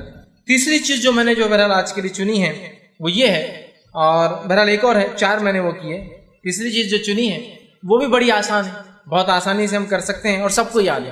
آپ صلی اللہ علیہ وسلم فرماتے ہیں اور کہتے ہیں، یہ حدیث جو ہے ترغیب و تہذیب کی، آپ نے فرمایا اور کہا جو شخص ٹھیک ہے یہ پڑھے جو ہے لا حول ولا قوت الا باللہ، حدیث کے الفاظ اس لیے ہیں قل لا حول ولا قوت، جو شخص اس کا وظیفہ کرے لا حول ولا قوت الا باللہ فانه کنز من کنوز الجنہ، یہ حدیث کے الفاظ ہے قل لا حول ولا قوت الا باللہ فانها کنز من کنوز الجنہ، کہ جو شخص لا حول ولا قوت الا باللہ یہ پڑھے گا تو یہ جنت کے خزانوں میں سے ایک خزانہ ہے۔ جنت کے خزانوں میں سے خزانہ، اس کا معنی کیا ہوتا ہے؟ لا حول، نہ ہمیں صلاحیت ہے نہ ہمیں سمجھ ہے، ولا قوت، نہ ہمیں کوئی چیز کرنے کی طاقت، الا باللہ، سوائے اس کی کہ اللہ ہر چیز پر قادر ہے، اس کی مشیت سے یہ تمام کام ہوتے ہیں۔ آپ نے فرمایا اس کا وظیفہ کرو اس لیے کہ جنت کے خزانوں میں سے ایک ڈھکا ہوا چھپا ہوا خزانہ ہے، لا حول ولا قوت الا باللہ، اتنا ہی پڑھنا ہے، کبھی بھی آپ پڑھ سکتے عام۔ چوتھا جو ایک حدیث جو صحیح بخاری کی ہے اور صحیح بخاری کی آخری حدیث ہے، لاسٹ حدیث کے الفاظ دیکھیے کیا ہے، کلمتان حبیبتان الی الرحمن، 2 کلمے ایسے ہیں جو رحمان کو بڑے پسند ہیں، خفیفتان علی اللسان، بہت آسان ہے انسان کی زبان پہ، بڑے ہلکے ہوتے زبان کے اعتبار سے، ثقیلتان فی المیزان، لیکن بہت وزنی بھاری ہوں گے روز قیامت میزان کے اندر. سبحان اللہ و بحمدہ و سبحان اللہ العظیم. 2 کلمے ایسے ہیں جو رحمان کو بڑے پسند ہے، ہونٹوں پر بڑے ہلکے ہیں، میزان میں بڑے بھاری ہے. سبحان اللہ و بحمدہ و سبحان اللہ العظیم. 2 ہی کلمے. کس کو یاد نہیں؟ سب کو یاد ہے. بس اٹھتے بیٹھتے سوتے جاگتے جب یاد آئے سبحان اللہ و بحمدہ و سبحان اللہ العظیم پڑھ دیجیے، ہو گیا. سمجھ رہے آپ؟ تو یہ بڑی اہمیت کی حامل ہے، اور کتنے فضائل ان کے دیکھیے آپ بتائے جا رہے ہیں ان کے پڑھنے کے بارے میں. اور یہ بہت آسان عمل ہے، یاد رکھیں. ٹھیک، تو ہم اللہ کے ذکر کے معاملے میں بہت محتاط رہیں، چونکہ جو ذکر اللہ کا بندہ نہیں کرتا ہے اس کے تعلق سے حدیث میں الفاظ ہے، ذکر کرنے والے اور نہیں کرنے والے کی مثال الحی والمیت کی ہے. ذکر کرنے والا زندہ ہے اور ذکر نہیں کرنے والا مردہ ہوتا ہے، یاد رکھیے. اور جو بندہ اللہ کا ذکر نہیں کرتا شیطان اس پر غالب آ جاتا ہے، پریشانیاں اس کے دل میں بھر جاتی ہے، اطمینان سے دل خالی ہو جاتے ہیں، تنگ دستی بھر جاتی ہے، دنیا کی زندگی اجیرن ہو جاتی ہے، مشکل میں جو ہے زندگی گزارتا ہے. بہت نقصانات ہیں، یاد رکھیے. ذکر نہ کرنے سے شیطان حاوی ہو جاتا ہے، دل بے اطمینان ہوتا ہے، انسان پریشان ہوتا ہے. کئی چیزوں کا ذکر الہی علاج ہے. تو اگر آپ کہیں آپ پریشان ہیں، تنگ دستی ہے، بدحالی ہے، دل نہیں لگتا، وساوس آتے ہیں، شیطان آپ پر حاوی ہو گیا ہے، فلاں ہو گیا، اور شیطان کے حاوی ہونے سے کیا کیا نقصان ہوتے ہیں آپ سب جانتے ہیں. تو ان سب کا علاج کیا ہے؟ اللہ کا ذکر اس کا علاج. آئیے میں اس کے کچھ دلائل آپ کے سامنے رکھتا ہوں کہ جو ہے رسول اللہ صلی اللہ علیہ وسلم فرماتے اور کہتے ہیں کہ بندہ جب اللہ کا ذکر کرتا ہے تو شیطان اس سے دور بھاگ جاتا ہے. جب بندہ اللہ کا ذکر کرتا ہے شیطان دور بھاگ جاتا ہے. اس کا دوسرا معنی ہوا جب بندہ اللہ کا ذکر نہیں کرتا شیطان اس کے قریب آ جاتا ہے. اس لیے میں نے کہا شیطان قریب آ جاتا ہے. دوسرا جو ہے سورہ طٰہٰ سورہ نمبر 20 اس کی آیت نمبر 124 میں اللہ نے فرمایا اور کہا من اعرض عن ذکری فإنہ لہ معیشۃ ضنکا. جو اللہ کے ذکر سے اعراض کرتا ہے ہم اس کی دنیا کی زندگی برباد کر دیتے ہیں. معیشۃ ضنکا، معیشت سمجھتے ہیں نا، معیشت اکنامی، اس کی دنیا کی زندگی اللہ فرما رہا ہے اس کو تنگ کر دیتا ہے. زندگی کو دنیا میں پریشان حال آدمی ہو جاتا ہے. اس لیے میں نے کہا دل بے اطمینان ہو جاتا ہے، شیطان گھیر لیتا ہے، دنیا تنگ ہو جاتی ہے کسی انسان کے لیے جو اللہ کا ذکر نہیں. اور جو اللہ کا ذکر کرتا ہے دنیا کھول دی جاتی ہے، شیطان دور رہتا ہے اس سے اور وہ اطمینان میں رہتا ہے. ورنہ جو اللہ کا ذکر نہیں کرتے نا پریشان پریشان پریشان. اور جو اللہ کا ذکر کرتے ہیں نا سب سے بڑی پریشانی میں ان کا چہرہ دیکھ کر آپ کہتے ہیں یار یہ آدمی تو پریشان لگتا نہیں. ٹھیک، تو اللہ رب العزت قرآن میں کیا فرماتا ہے دلوں کے تعلق سے. بہت سے لوگ پریشانی میں مبتلا ہے، اللہ کا ذکر علاج. اللہ سبحانہ وتعالی سورہ رات سورہ نمبر 13 اس کی آیت نمبر 28 میں فرماتا اور کہتا ہے الا بذکر اللہ تطمئن القلوب، کہ اللہ کے ذکر میں جو ہے لوگوں کے دل اطمینان پاتے ہیں. الا بذکر اللہ تطمئن القلوب، کہ اللہ کے ذکر میں دل اطمینان پاتے ہیں. تو اگر ہم میں سے کوئی بے اطمینان ہے تو کیا کرنا ہے؟ دل کے اطمینان کے لیے اللہ کا ذکر کرنا ہے. کوئی دل کے اطمینان کے لیے نشہ کر رہا ہے، کوئی دل کو اطمینان رکھنے کے لیے شراب پی رہا ہے، کوئی دل ہے نا پریشانیوں کو دور کرنے کے لیے تو آدمی کرتا ہے. پریشان ہونے کی وجہ سے بلڈ پریشر کی آپ سمجھو کوئی آدمی برائی نہیں کر رہا، کچھ لوگ اپنی پریشانیوں کا حل نشے کے ذریعے نکالتا. کچھ لوگ نہیں ہو رہے تو پھر ان کا بلڈ پریشر بڑھ رہا ہے، شوگر لیول ہائی ہو جا رہا ہے، فلاں بیماریاں آتی ہیں انسان نے، معلوم آپ کو پریشانیوں سے. جب ایک انسان اللہ کا ذکر نہیں کرتا ہے تو پریشان ہوتا ہے. پریشانیاں دور کرنے کے لیے یا تو وہ کچھ چیز جسم کو نقصان دہ پیتا ہے یا کھاتا ہے یا پھر اپنے جسم کو خراب کر لیتا ہے. تو اللہ کا ذکر کیجئے، تمام چیزوں میں انشاءاللہ آپ کو اطمینان، دنیا کی اچھی زندگی، شیطان ہم سے خود بخود دور ہو جائے گا. اور جو اللہ کا ذکر نہیں کرتا وہ منافق کی ایک صفت اس کے اندر ہوتی ہے. ذکر نہیں کرنے کا ایک نقصان تو یہ ہوا کہ وہ جو ہے شیطان اس پہ حاوی ہو گیا، دنیا کی زندگی برباد ہو گئی ہے نا، اور دل پریشان ہو گیا. ذکر کرنے والے سے شیطان دور چلا گیا، دنیا کی زندگی اچھی ہو جائیں گی اور جو ہے دل اطمینان پائیں گے. یہ بات. اور ذکر نہیں کرنا نفاق کی علامت بھی. اللہ رب العزت فرماتا ہے سورہ نساء سورہ نمبر 4 اس کی آیت نمبر 142 میں اللہ فرماتا ہے اور کہتا ہے ان المنافقین یخادعون اللہ وهو خادعهم، کہ منافق وہ ہے جو اللہ کو دھوکہ دینا چاہتے ہیں حالانکہ یہ خود دھوکے میں ہے. آگے فرمایا وَإِذَا قَامُوا إِلَى الصَّلَاةِ قَامُوا كُسَالَىٰ، اور جب اللہ کی ذکر نماز کے لیے کھڑے ہوتے تو کیسے کھڑے ہوتے؟ قاموا كُسَالَىٰ، بہت سستی سے. تو اللہ کا ذکر میں نماز بھی شامل ہے، قرآن ہے، نماز ہے، دعائیں ہیں. میں نے یہ بات تفصیلاً شروع میں رکھی ہے. وَإِذَا قَامُوا إِلَى الصَّلَاةِ قَامُوا كُسَالَىٰ، اور جب نماز کے لیے کھڑے ہوتے تو بہت سستی کے ساتھ کھڑے ہوتے ہیں. پھر فرمایا یراؤن الناس، اور اس لیے نماز پڑھتے ہیں کہ لوگوں کو دکھائے. ولا یذکرون اللہ الا قلیلا، اور نہیں کرتے اللہ کا ذکر مگر بہت تھوڑا. تو جو شخص اللہ کا ذکر نہیں کرتا وہ در حقیقت اس میں نفاق کی ایک علامت ہے. فوراً اللہ سے توبہ کرے اور اللہ کا ذکر چالو کر دے. اور توبہ بھی اللہ کا ذکر ہی ہے، یاد رکھیں. ذکر کا بڑا وسیع معنی ہے کہ قرآن پڑھنا، نماز پڑھنا، اللہ کے دین کا تذکرہ کرنا، اچھائی کا حکم دینا، برائی سے روکنا، دعاؤں کا پڑھنا، وہ ساری چیزیں ذکر. تو جو ہے منافق کی ایک صفت آ جاتی ہے، دنیا تنگ کر دی جاتی ہے، دل بے اطمینان ہوتے، شیطان لپٹ جاتا ہے. اور ذکر کرنے سے سب فائدے الٹ، شیطان دور ہو جاتا ہے، دنیا کی زندگی شروع ہو جاتی ہے، دل کو اطمینان آ جاتا ہے، منافقت کی صفت نکل جاتی ہے. ٹھیک، آگے آئیے. وہ لوگ جو اپنے دلوں کو سخت کر لیتے ہیں، اللہ کا ذکر نہیں کرنا یہ دلوں کی سختی کی علامت ہے، دل سخت ہو گئے. تو ان کے تعلق سے اللہ نے وعید کی قرآن میں، اور سورہ زمر سورہ نمبر 39 آیت نمبر 22 میں کہا فرمایا، اپنے اللہ نے فرمایا کہا فویل للقاسیۃ قلوبہم من ذکر اللہ، کہ اللہ نے فرمایا کہ تباہی ہے، ہلاکت ہے، ویل ہے ان لوگوں کے لیے جن کے دل اللہ کی یاد سے سخت ہو چکے. ویل کا لفظ دیکھیے، فرمایا فویل للقاسیۃ قلوبہم، ان لوگوں کے لیے لعنت ہے جن کے دل سخت ہو گئے من ذکر اللہ، اللہ کے ذکر سے. تو اللہ نے جو اللہ کا ذکر نہیں کرتا کہا ان کے دل سخت ہے اور اللہ کی لعنت ہے ان لوگوں. تو کیا ہم اور آپ اللہ کی لعنت کے مستحق ہونا چاہتے ہیں اللہ کا ذکر چھوڑ کر؟ نہیں نا. تو اللہ کا ذکر ہمیں کثرت سے کرنا پڑے گا. اور اللہ کے ذکر کی اہمیت اتنی زیادہ ہے کہ نبی اکرم صلی اللہ علیہ وسلم کو اللہ نے تاکید کیا، کہیں اللہ کے ذکر سے نبی آپ غافل نہ ہو جانا. اور آپ صلی اللہ علیہ وسلم کو یہ حکم سورہ اعراف سورہ نمبر 5 اس کی آیت میں 205 میں آیا. اس کا آخری حصہ آیت کا اللہ نے فرمایا اور کہا وَلَا تَكُن مِّنَ الْغَافِلِينَ، اے نبی اپنے آپ کو اللہ کے ذکر سے غفلت میں نہ ڈال دینا، یا اپنے ذکر اللہ کا ذکر نہ کر کے اپنے آپ کا شمار غافلوں میں نہ کر لینا. تو نبی اکرم صلی اللہ علیہ وسلم کو تاکید آ رہی ہے، نبی اللہ کا ذکر نہیں کر کے اپنے دل کو غافلوں میں شامل مت کر لینا. پھر جب نبی کو یہ تاکید ہے، ہمارے لیے کتنی اہم تاکید ہے. آئیے ابو داؤد کی ایک حدیث سنیے. وہ مجلس جس مجلس میں اللہ کا ذکر نہیں ہوتا اس مجلس کی برائی کیا ہے. جیسا کہ آج کل ہو رہا ہے، ہم کئی مجلسوں میں جاتے بیٹھتے ہیں، اللہ کا ذکر نہیں ہوتا. لیکن اب آپ یہ سوال کریں گے اب کیا ہر جگہ جانا تو کیا اجتماع شروع کر دینا کہ ہاں اللہ کا ذکر بولتا ہوں؟ اللہ کے ذکر میں ہر بار آپ کو اجتماع نہیں لینا ہے. لیکن آپ کسی مجلس میں گئے آپ السلام علیکم ورحمۃ اللہ، کیسے ہیں، کیا ہے، خیر خیریت ہے، کیوں کر رہے ہیں آپ سلام؟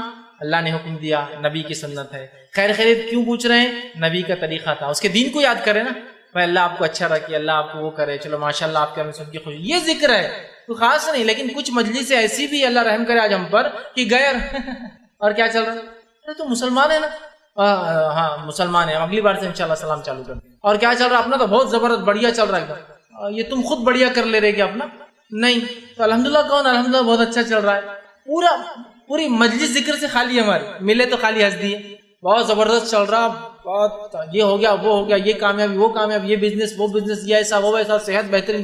لیکن ایک بھی اللہ کا ذکر دیکھیے نہیں آیا شروع سے آخر تک. اور کیا چلتے بس چلو نکلتے ہیں ملیں گے، آخر تک ایک ذکر کا جملہ نہیں اللہ. یہ مجلسیں ہیں جو ذکر سے خالی ہوتی ہیں، ان کا حال کیا ہوگا؟ ابو داؤد کی روایت آپ نے فرمایا اور کہا فرمایا کہ جو ہے آپ نے اس شخص کی اس مجلس کی مذمت کی اور اس کے الفاظ سے جو جماعت کسی مجلس سے اللہ کا ذکر کیے بغیر اٹھ جاتی ہے. آپ ایک بڑے فنکشن میں گئے، آپ ایک جماعت ہے، چونکہ وہ بہت بڑی مجلس ہے، وہاں آپ گئے اور آپ نے اللہ کا ذکر نہیں کیا اور اس کے بغیر اٹھ جاتی ہے، گویا کہ کسی گدھے کی سڑی ہوئی لاش پر سے اٹھی ہے. جو لوگ جاتے ہیں کسی مجلس میں اور اللہ کا ذکر نہیں کرتے پھر چلے جاتے ہیں، اس کی مثال ایسی ہے کہ گدھے کی بڑی لاش جو سڑی ہوئی تھی اس کے پاس سے کوئی بیٹھ کر اٹھائے. اتنی بدبودار مجلس ہوتی ہے جو لاش پڑی تھی. اور یہ مجلس قیامت کے دن اس کے لیے باعث حسرت اور ندامت ہوں گی. ایسی مجلسیں جو اللہ کے ذکر سے شروع اور ختم نہیں ہوتی، اللہ کا ذکر بیچ بیچ میں نہیں ہوتا، یہ مجلسوں کی مثال ایسی ہے کہ ایک مرا ہوا سڑا ہوا گدھا پڑا ہے اور وہاں ہم سب بیٹھے ہیں. اور روز قیامت یہ حسرت کی، ندامت کی، حسرت مطلب وہ کہیں کاش کی نہیں کرتا، اور ندامت کی کیوں میں نے کیا تھا، اس کا باعث بننے والے.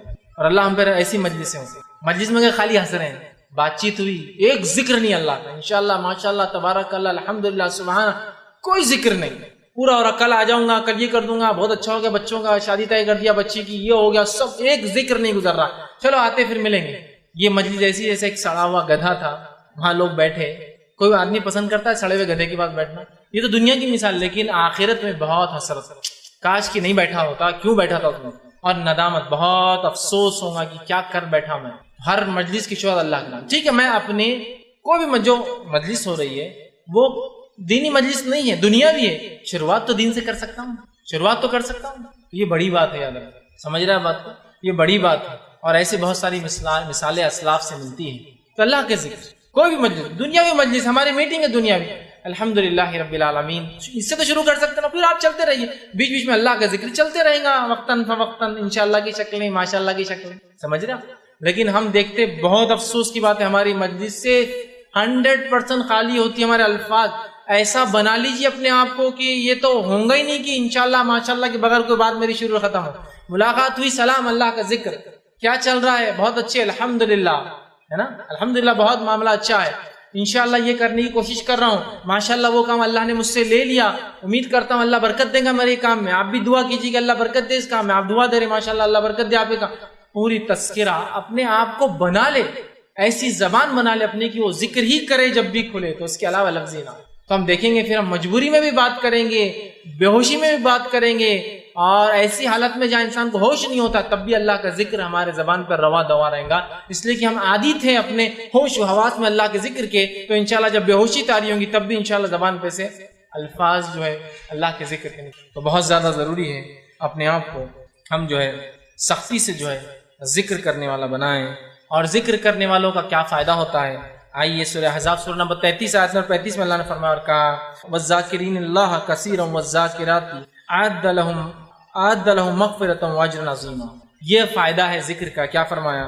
وَالذَّاكِرِينَ اللَّهَ كَثِيرًا وَالذَّاكِرَاتِ، کہ اللہ تعالیٰ جو ہے کثرت سے ذکر کرنے والے مرد، والذاکرات، اور کثرت سے ذکر کرنے والی عورتوں کے ساتھ اعد اللہ لہم مغفرت، اللہ ان سے وعدہ کر چکا ہے مغفرت کا، واجرا عظیما، اور روز قیامت ایک بہت بڑے اجر کا۔ یہ کس کے ساتھ؟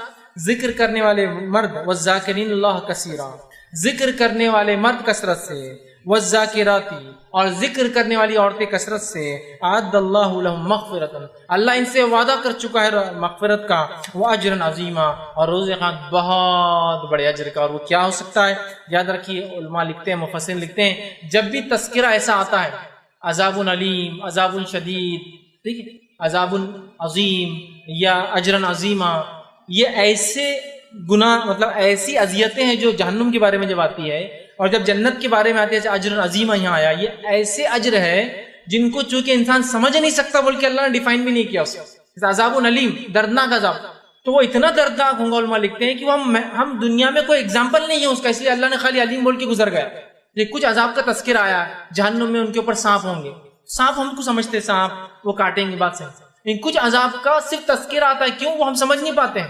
تو یہاں کا عذاب اجر عظیم، اتنا بڑا اجر کہ ہم دنیا میں اس کو مطلب امیجن نہیں کر سکتے، بلکہ اللہ نے چھوڑ دیا اور چلا گیا آگے، بس بہت بڑا سمجھ جاؤ، سمجھ رہے؟ یہ ذکر کرنے والوں کے تعلق سے تو ہمیں چاہیے کہ ہم اللہ کا کثرت سے ذکر کرے اور کہیں غافلوں میں نہ ہو جائے، جیسے کہ سورہ اعراف سورہ نمبر 5 آیت نمبر 205 میں اللہ نے فرمایا اور کہا اپنے جو ہے پروردگار کا دل ہی میں عاجزی اور خوف کے ساتھ اور پست آواز سے صبح اور شام یاد کرتے رہو، اور ذکر الہی سے غفلت برتنے والوں میں نہ ہو جاؤ۔ یہ حکم رسول اللہ صلی اللہ علیہ وسلم کو تھا، جس کا حصہ میں نے پڑھا ہوا تھا، وَلَا تَكُن مِّنَ الْغَافِلِينَ، اے نبی آپ غفلت کرنے والوں میں نہ ہو جانا۔